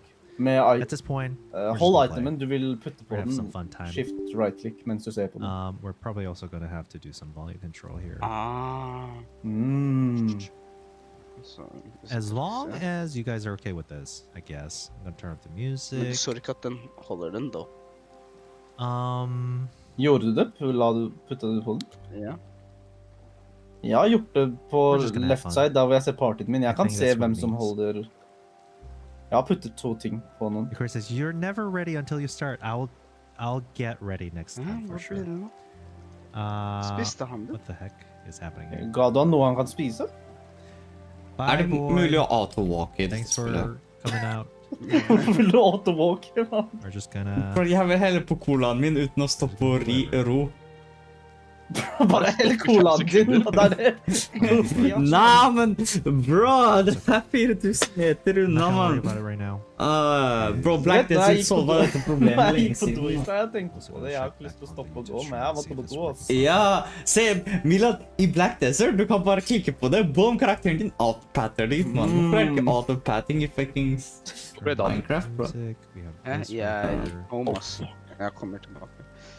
to test the. Jeg kan lage en edit-portal nå, bror. bit. Man, YouTube is just straight up Jeg bare messed prøver up. Nothing coming up. Vi kan her en There. item. We're gonna have to kind of deal with it. Hva er det her, mann? Jeg fant Tower of God. Holy shit. We're Men styling har jeg ikke, jeg tror jeg har en Ja. autoklikker i 1 second. Jeg kan bare bruke. computer Så nå hvis jeg that I trykker play C, with, so performance will be impacted.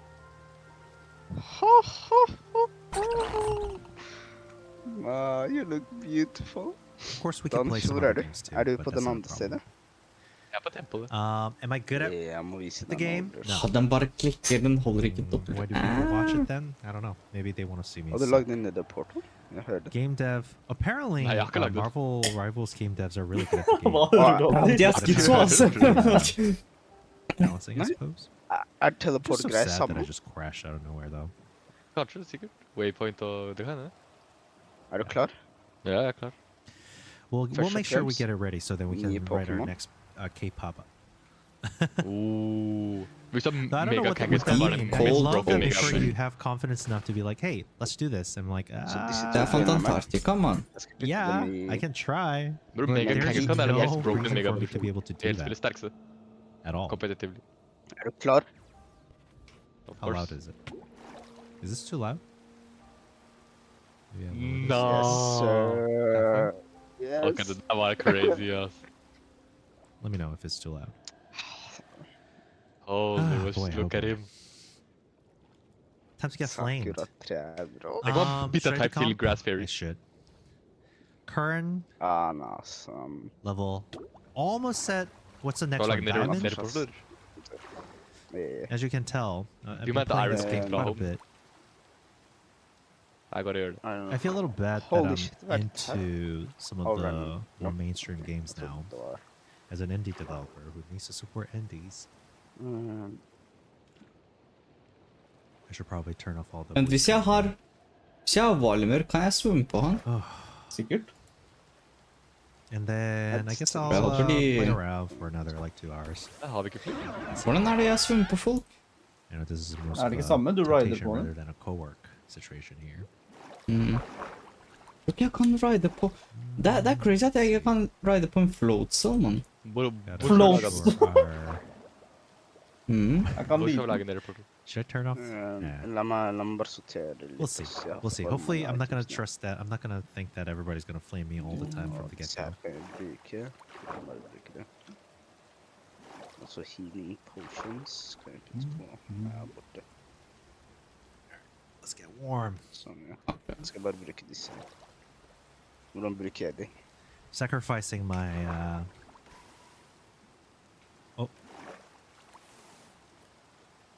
Vet du hvor jeg bruker disse her? Oh, it's not looking good.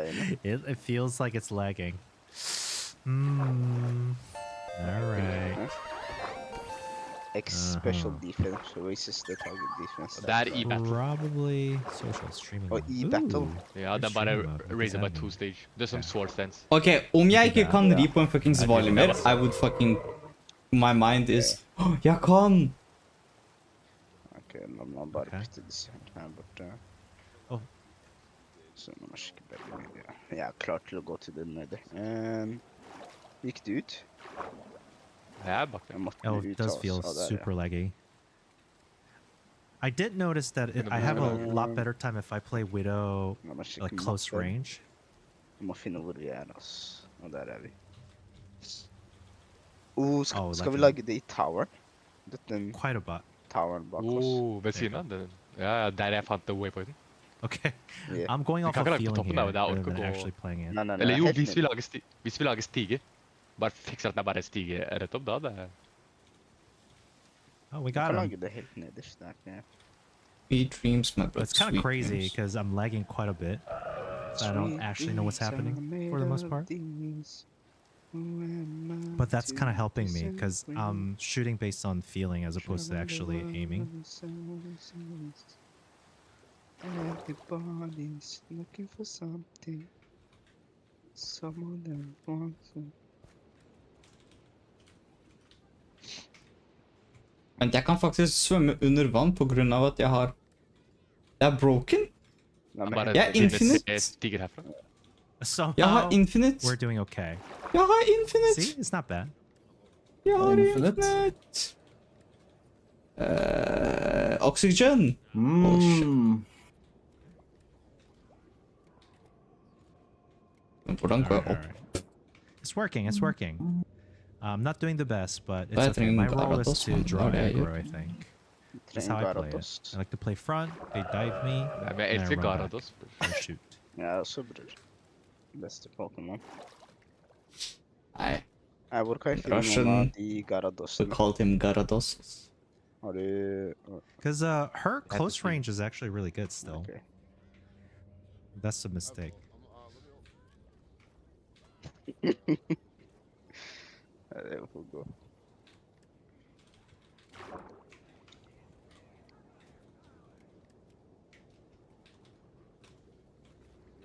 Oh shoot.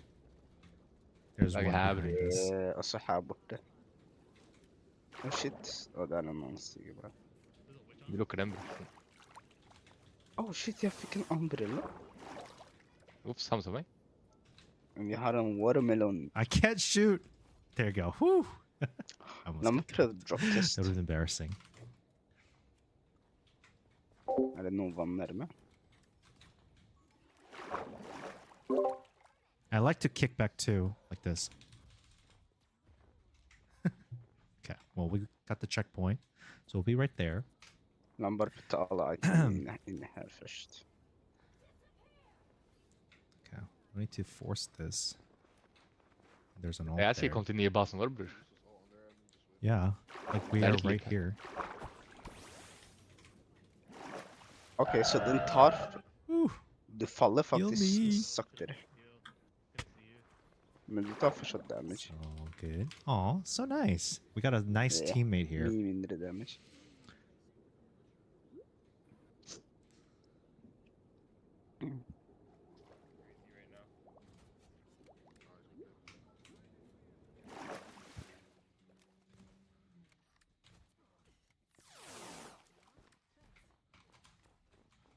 Vent!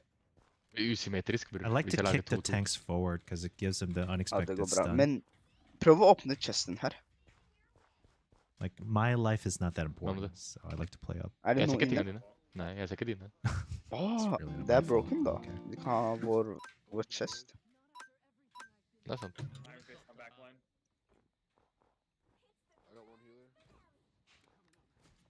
Jeg mener det. Nei, du må skifte mine. Da blir det til vanlig kiste. Ja, det blir til. Ooh. Ok. Just my bad, dying over gutta. and over Jeg again. tror det mistet en. Loot box. I think this is the most communicative what do you call lobby I've been on in a while. They must be in team. Okay, I'm just saying. Should on me swims. Ok, la meg. Er det søppel jeg kan lage? Så har du sett om masse søppel jeg har. There you go. Thank you. Didn't need to take it personally. Oh my gosh, they're fighting. I thought they were being nice. That fucking bitch survived. There you go. Nikta, har du funnet en laystone ennå? Nei, ass, men jeg gjorde en big ass fuckings U-turn, mann. Hva skjedde? Bare skulle ønske jeg kunne zoome på mappen mer, man, for å vise. Jeg har ikke nok for å gjøre det symmetrisk, skjønner du? Ah, Lobbunny? Interesting. Det var mer, Gutta, smash, smash, bang, bang. skal jeg hente mer obsidian, eller? Ja, bror. Han Vi bruker må gjøre det symmetrisk, bror. There you go. Okay, okay. The widow Eller stun kan is man gjøre det actually større? really good. I feel Eller like må it's man the kan only gjøre thing det. that guarantees Ja, like sorry.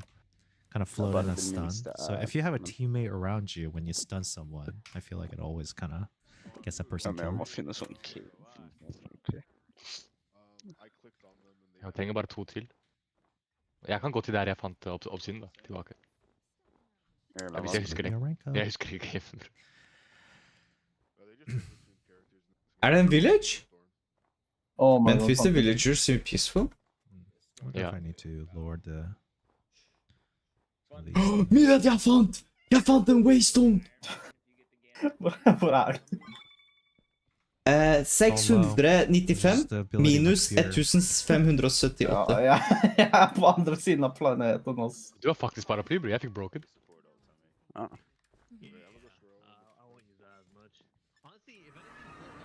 Jeg La oss fant en finne en Fox cave, og så... family, mann. En revfamilie.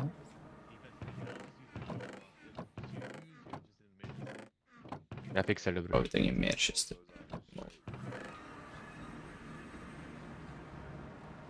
Hvor ble det av? Holder ikke. Ja, du jetta. Glemte jeg det, eller? Lots Huh? of communications Yes. here. Jeg Jeg gikk var til home, da. spooked. Gjett hvem jeg finner? Of course, Nikita, bror.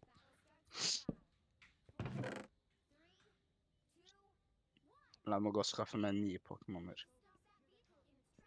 Iron Fist is gonna jump out probably. Fletchinder!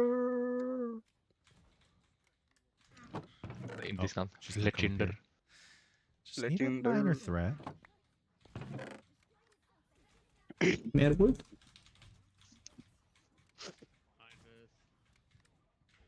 Caps back here. Yeah, they're playing dive. Oh no. Jeg fikk han. Nice. Gutta gjennom, får ikke mer wood. I think actually as long as we protect our healer, we might be good. So I might just play that role instead of playing up on defense.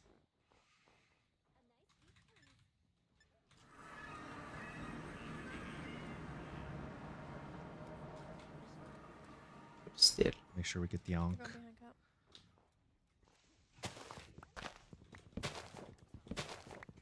There's two behind Iron Fist. Oh my goodness.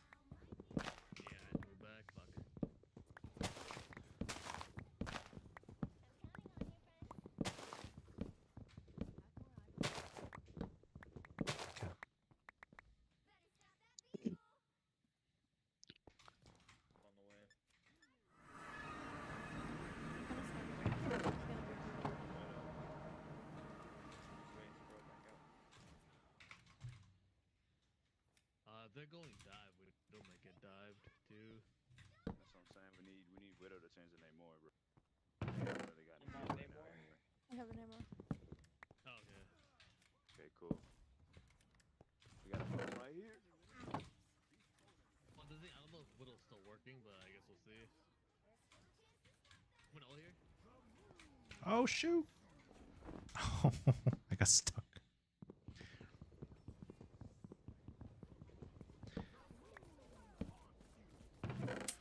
I have a They're all big behind. dive here. I guess I might change. Oh, please, please, For please, the please. team, I can't be stubborn. Hva skjer? Yeah. Being nice. Nei, nei, nei, nei, nei, nei. Å, jeg trodde det var deg. 71! No.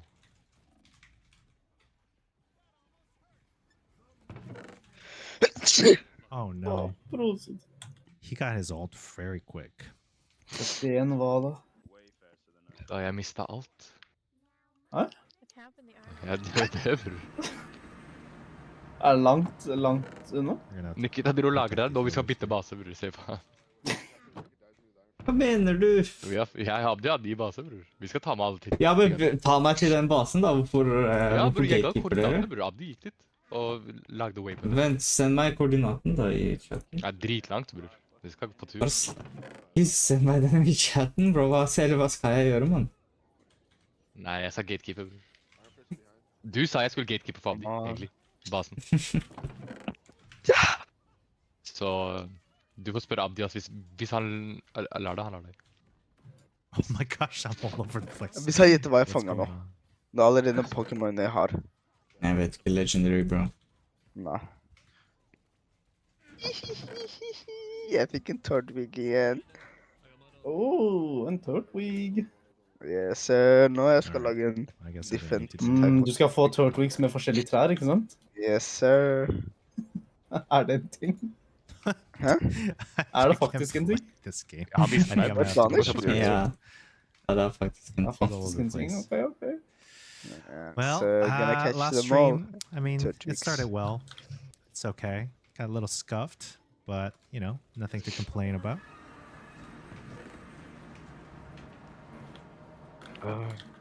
Vi sa du backpacken også. Ja, bror. Det er så tough, ass. Hva slags Kaptein. chest er dette? Relic coins? Hva er det man kan gjøre med relic coins? Hvis du får 999, så kan du evolve Gibby Gold til Goldengo. Ah. Og Goldengo er competitively ganske broken. Ah. For han har abilities vil ha- som han ikke kan bli effekt av status moves. Må jeg putte dem i, hva heter igjen? Oh, I'm getting flamed now. Jeg må putte dem i dataen før jeg kan catche noe nytt. Ja, ok. På tide å komme hjem. Til gamle huset mitt. All right, I'll play. Ja, gi han koordinatene hvis du vil det. Og minus Bare skriv det i 3K. chatten. Bare skriv det i chatten. Ah, ok. It's like starting over. Well, let's see. They're gonna be diving around. Crazy. Ja, ass. der er koordinatene. Og vi har en Pluss, PC. Du trenger ikke skrive Best way pluss. to do this. Han skjønner hvis du bare Ah. skriver. Oh man, this Eller kanskje det er Nikita, broren min. My bad. Den er... Den er edite.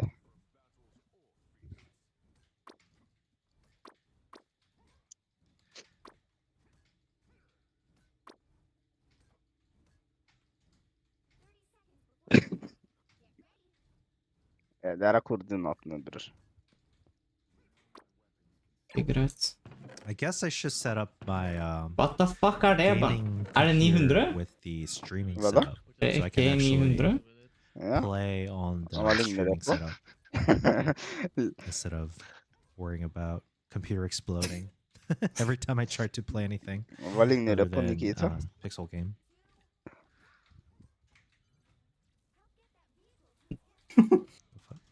Ok, er det sant? Er disse koordinatene korrekt? Ja. Hva om jeg sier at jeg har vært der? Same. 3K minus 900? There's two behind. Og minus 900? Ok, ja, da er det feil. Det er bare... The fuck er det han her chatter om, bror? Bro, da er det på den hele andre siden. Det er minus Vent litt. 700, ikke 900. Here comes Iron Fist. Keep going. Okay. Minus Liker du min 700? umbrella? Du tok opp min. Danish, trenger du hjelp? Jeg skal hente itemene mine, bror. Jeg måtte bakta få water fordi jeg er langt nede i tull, bror. Try to make it look like you're not lagging. Struggle, man. Jeg må finne obsidian.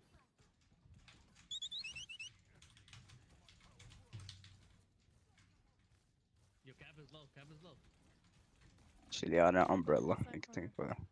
Oh. Jeg har en umbrella. De er rett under her. Under my umbrella. Jeg har ikke pickaxe. Jeg har ikke tenk på det. Nice. Jeg sitter fast. Whoa. Velkommen før.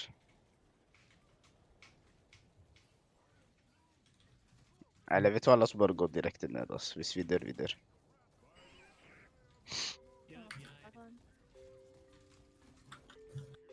There you go. Det er en hull der, da. Iron Fist, By the way. Iron Fist. Jeg har umbrella, ikke tenk på det. Det er ikke jeg, da. Bottle clutch. Bottle clutch. Just watch out.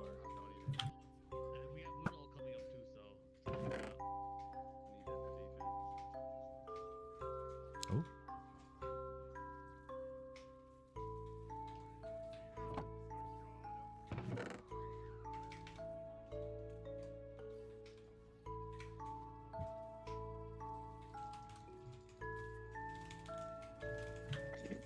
Er det vits å grave sånn her, eller hva? Oh my gosh, I'm Det all over der, the bror. place right now. 42 meter, 41 meter, 40 meter, 39, 38. I hope you guys aren't aware of what's happening because I have no idea. I hate arm fist. Nice, nice. Hva skjer da? Takene mine bare. Hæ? Not sure who's Hvor er itemene dine? Nei, ikke si de ble borte. De burde ikke være borte. It's over even if like that. Å, de gikk sikkert med vannet, fordi jeg putta vann. Nei, det er ingenting her, altså. A lot of heat. Ain't no way jeg mistet alle itemene mine. Falt du mer ned? Eller var det der du falt? Nei, det var her jeg falt. Sjekk rundt. Jeg kutter spillet, gutta.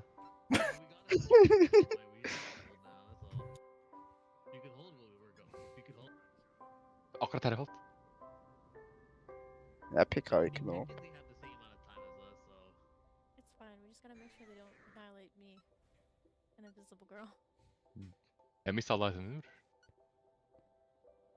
Like one of the DPS just kind of hang out. Viser den der hvor du døde? Ja, det står X her. Det vi viser meg til det der. Play with your nest. Har du sjekket en sånn Too tomb intense. grave? Hva faen er det? Sånn tombstone. Kanskje nærmere her. Ok, la oss se Control F. Det må gå, Mye. fordi jeg falt oppefra. Kanskje de la Thompson oppe. La oss prøve.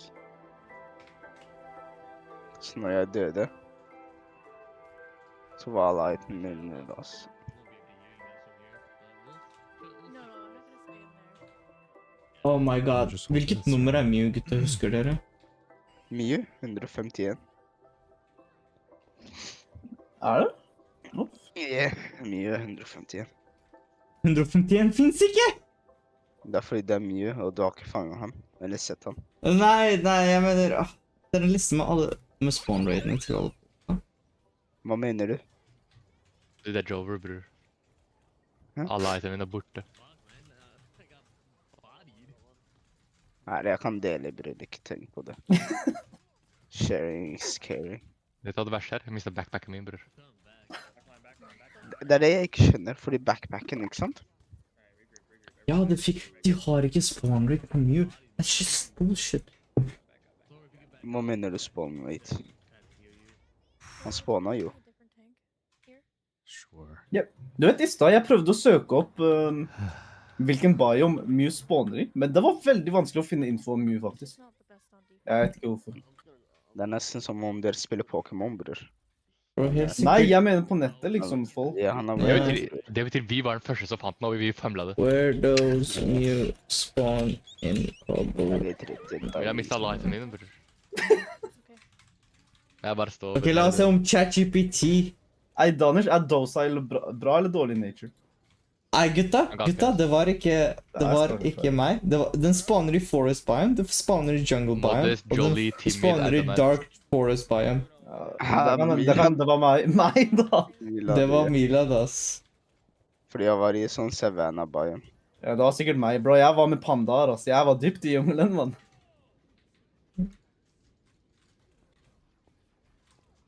Det går bra, Danish. Hvor ble det av? Jeg? Danish, om du føler deg bedre, jeg er fumbla Mew. Jeg gikk tilbake, ass. Eller jeg skal gå tilbake. Jeg må finne diamonds for en pickaxe nå. Og jeg hadde 5 diamonds, og sant. Something's happening. Da... I'm just Jeg mistet lagging. backpacken, alt Just jeg hadde. clicking buttons here. I'm like, oh, what's going Nei. on? Men Nei, men vet du hva? lemon. Nei, men vet du hva? Jeg har fortsatt mine Pokémons. Akkurat, mann. Jeg har fortsatt mine Pokémons. Gå og chill med din low panny, bror. Jeg bruker den ikke engang. GG. Lett av oss. Nikita er sur nå, bror. Nikita kan få den, bror, hvis jeg vil. Nei, jeg har ingenting imot. Jeg har allerede en low-penny. Akkurat, bror. That's good enough on Jeg stream, I begynner, think. bror. Jeg har allerede en low panny, faktisk. Getting Crash really took everything out of Ok, la meg me. komme home. But it's okay. We had a good time. I will be back. Se, Danish. La meg sette deg opp, bror. Kom hit. I'm just Til gonna chesten turn her. off the game here. Vent, jeg må trykke på B. My computer is really struggling. I need to do something about the laptop, I think. Jeg skal sette det opp litt. Definitely need to fix some stuff here. But it's okay. This is everything. I will see you all later, I guess. I hope I have a good treat. So, wish me luck. I'll see you. Skal vi ha med diamond også? Yes, sir. Det er ikke nok til pickaxe, da, bror. Hæ? Vi trenger en til for å lage pickaxe. Jeg har 3 allerede. Jeg er ferdig. Jeg trenger wood. Er det ingen wood her? Det er wood her borte. Jeg dropper det. Arigato.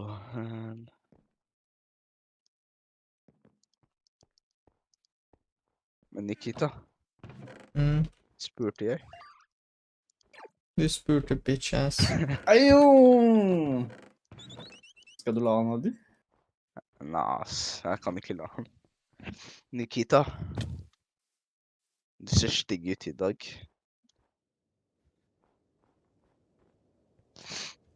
Abdi, du er frekk, ass. Abdi? Ja. Nikita, se. Er du klar? Nei. Nikita, wallah, om du gjør det, jeg quitter nå, bror. Jeg quitter rett her og nå, bror. Kan her prøve å drepe meg, bror? Useless karen.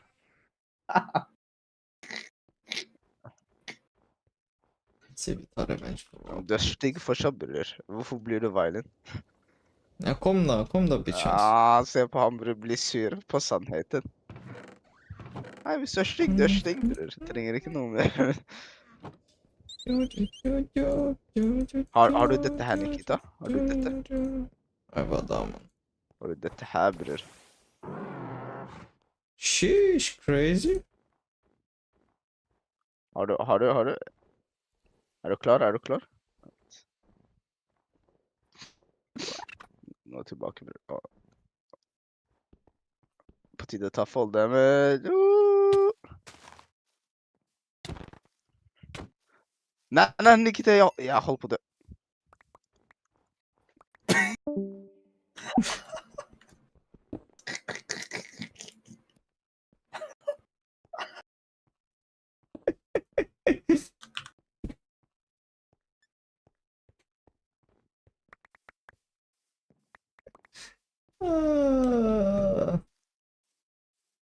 Rare candy! Så bra å ha rare candy. Min loot ble borte, jeg vet ikke hvorfor. Fordi Abdi sa han fant sin, så kanskje det er en sånn time limit eller noe sånt før det forsvinner. Nei, jeg kan ikke spawne I huset en gang, bror. Vent, er looten min der, Danish? Jeg vet ikke, se, jeg ble døde selv. Bare spør Nikita, det er han som er der. Nikita, er den der, ja eller nei? Jeg vet ikke, man, er den der? Ja, jeg er ute herifra, bror. Det er ikke vits å spille. Ikke liv, mann. Oh my god! Bror. Ass. Hva skjedde med waypointen om, bror? Om looten din var der, Han ødelegget waypointen, bror. Han ødelegget den også. Vi hadde fred. Hva han ødelegget? Det er ikke vits å spille, bror. Snakkes. God natt. Nå, snakkes, bror. Mas, bror. Bror, jeg døde og jeg kan ikke komme tilbake. Okay, folkens. Thank you for the game. Jeg tror vår neste run blir bedre, ass. Ja. Goodbye, boys. Goodbye. Bror, jeg kan ikke komme tilbake. Chill, man. I morgen vi lager en ny session, man. It doesn't fucking matter. Nei. Bye, bye. Jeg og Abdi har en ny base nå. Du skal ikke få vite hvor det er, bror. Bye, bye.